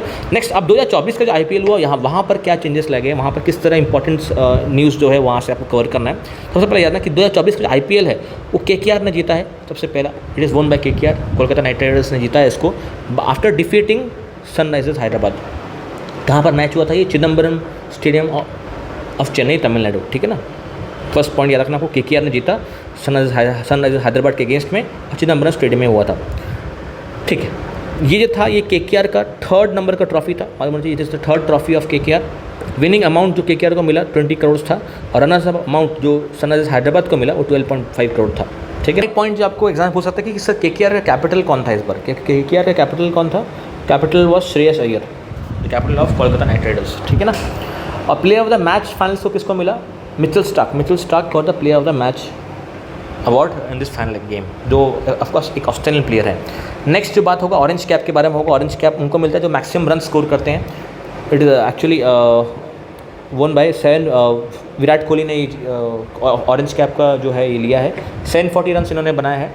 ₹10 लाख का अवार्ड इनको अलग से मिला है, ठीक है ना। 2 बार इन्होंने पास में भी एक बार जीत चुके हैं। इस is the second time. RCB के लिए करंटली खेलते हैं विराट कोहली। नेक्स्ट जो आपका पर्पल कप के लिए बात करें, पर्पल कप विकेट्स के लिए मिलता है। हर्षल पटेल जो है वो पंजाब जो किंग्स हैं ऑनबोर्ड टीम से हैं, 24 विकेट्स इन्होंने लिए हैं, ठीक है ना। Next is fair play award जो है IPL का सनराइजर्स हैदराबाद को मिला है, जिसके कैप्टन है पैट क्यूमिंस के कैप्टन हैं, जो एक ऑस्ट्रेलियन प्लेयर मिलेंगे आपको।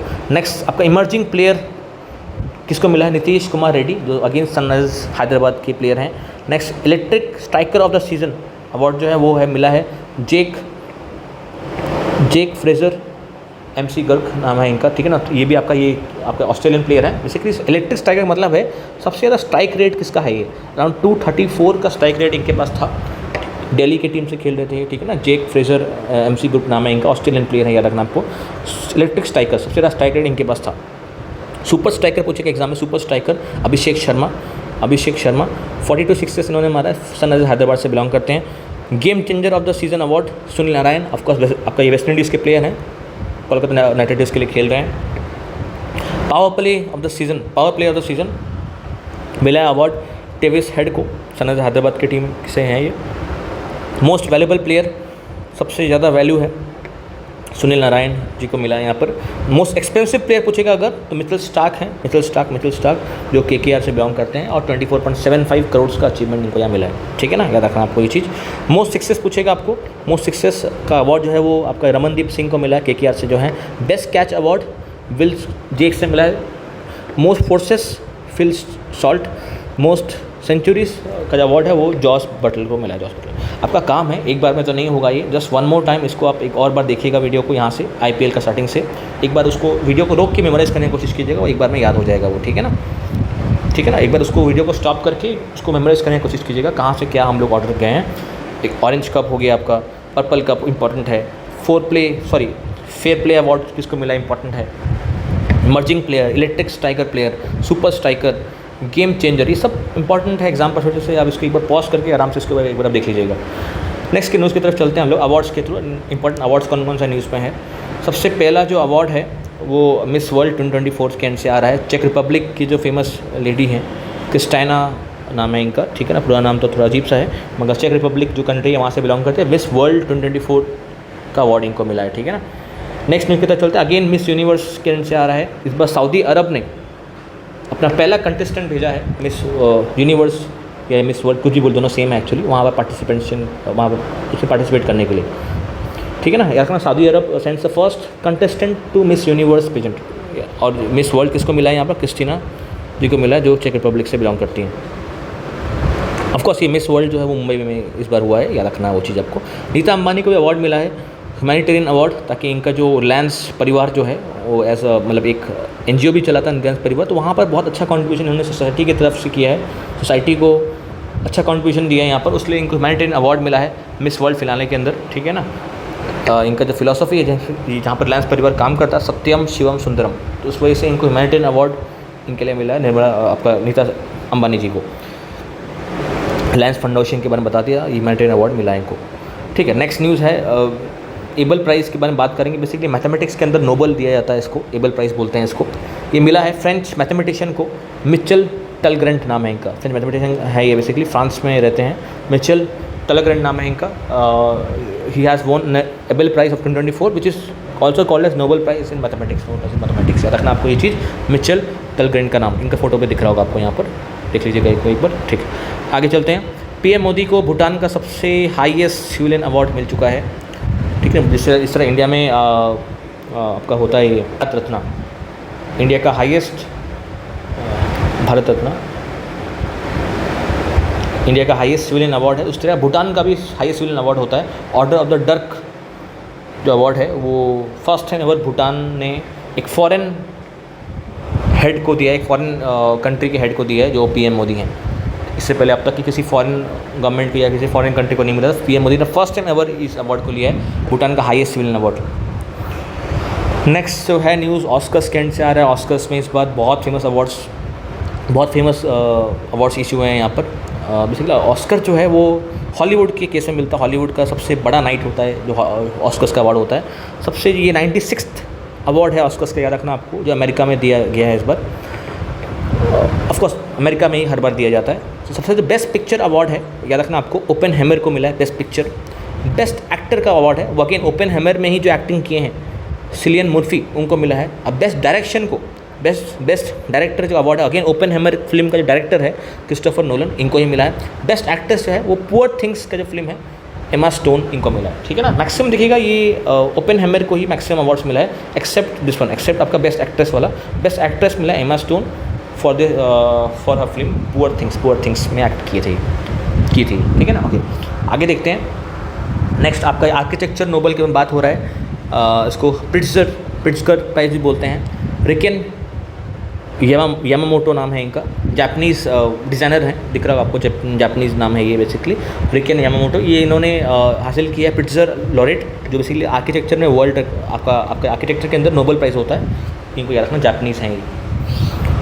नेक्स्ट रतन टाटा को एंड से आ रहा है। Ratan Tata has been awarded by PV Narasimha Rao memorial award for philanthropy. देखिएगा नीता अंबानी को भी मिला है, नीता अंबानी को भी मिला है फिलैंथ्रोपी के लिए, और इनको भी मिला है फिलैंथ्रोपी के लिए कंट्रीब्यूशन जो आपका सोसाइटी की तरफ जो होता है, PV Narasimha Rao memorial award.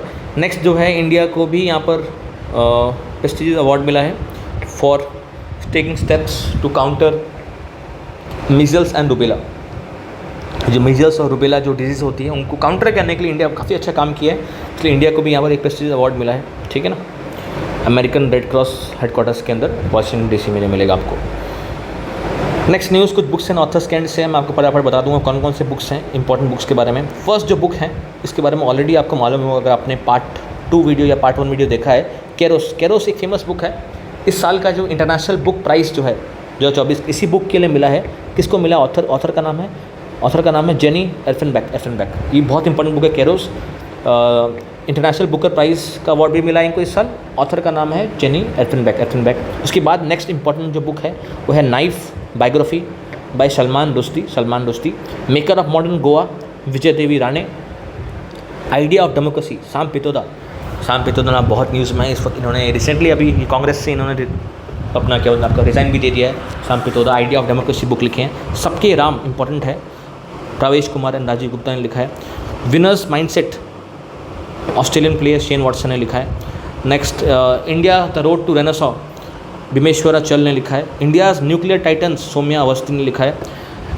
Heavenly islands of Goa, ये इंपॉर्टेंट है, हेवनली आइलैंड्स ऑफ गोवा। और एक बुक है बेसिक स्ट्रक्चर एंड रिपब्लिक। ये दोनों के दोनों बुक्स गोवा के गवर्नर जी ने लिखे हैं। सिद्धंदन पिलाई नाम है इनका, ठीक है। सिद्धन पिलाई नाम है गोवा के गवर्नर, इन्होंने लिखा है heavenly islands of Goa and basic structure and republic. यह देखिएगा इंपॉर्टेंट है। नेक्स्ट बुक का नाम है the conspiracy to oust me for presidency. ये श्रीलंका के जो एक्स प्रेसिडेंट हैं गोटाबया राजपक्षा, इन्होंने लिखा है। इजराइल वॉर डायरी, इजराइल और हमास का वॉर चल रहा है मालूम होगा आपको, विशाल पांडे जी ने लिखा है ये book. Next 4 stars of destiny important book है जो मेरे को लगा। एक ऑटोबायोग्राफी है, किसने लिखा है? मनोज मुकुंद नरवाने ने लिखा है। एक फॉर्मर आर्मी चीफ रह चुके हैं ये। Gandhi a life in 3 campaign famous book है, MG अकबर ने लिखा है, फेमस एग्जाम पूछ सकता है। Conversation with Akbar famous book by Charu Nivedita, ठीक है ना। आपका काम है एक बार इसको वीडियो को एक बार पॉज करके इसको आराम से एक बार ऑथर्स और बुक का नाम से एक बार रिलेट कर लीजिएगा, ठीक है ना। यहाँ पर इसको एक बार आराम से पॉज करके जस्ट रीड दिस। उसके बाद कुछ इंपॉर्टेंट डेज़ हैं जो एग्जाम में पूछ सकता है आपको। कुछ मैं मार्क कर देना, उसको आप एक बार जस्ट एग्जाम से पहले एक बार देख के जाइएगा। World civil defence day important है। वाइल्ड लाइफ डे तो सबसे इंपॉर्टेंट मिलेगा आपको यहाँ पर। उसके बाद नेशनल सेफ्टी डे इंपॉर्टेंट है 4 मार्च को। इंटरनेशनल वुमेंस डे 8 मार्च। इंटरनेशनल किडनी डे उतना इंपॉर्टेंट नहीं है। CISF central industrial security force का रेसिंग डे 10 मार्च को सेलिब्रेट करते हैं, इंपॉर्टेंट है।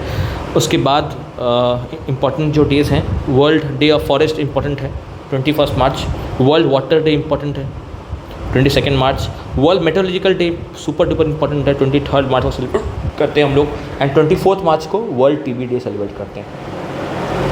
और यहाँ पर आप याद रखना है 23 मार्च के अंदर ही मार्टियर्स डे भी सेलिब्रेट करते हैं, क्योंकि इस दिन 1931 में 3 लोग हमारे देश के लिए शहीद हुए थे, भगत सिंह, सुखदेव, राजगुरु। इनका कंट्रीब्यूशन जितना बोलूँ उतना कम है बेसिकली हमारे कंट्री के लिए। इन्होंने बहुत ही यंग स्टेज में बहुत ज़्यादा कंट्रीब्यूट किया था फॉर द कंट्री। तो याद रखना आपको 23 March martyrs day, death anniversary of Bhagat Singh, Sukhdev and Rajguru, ठीक है।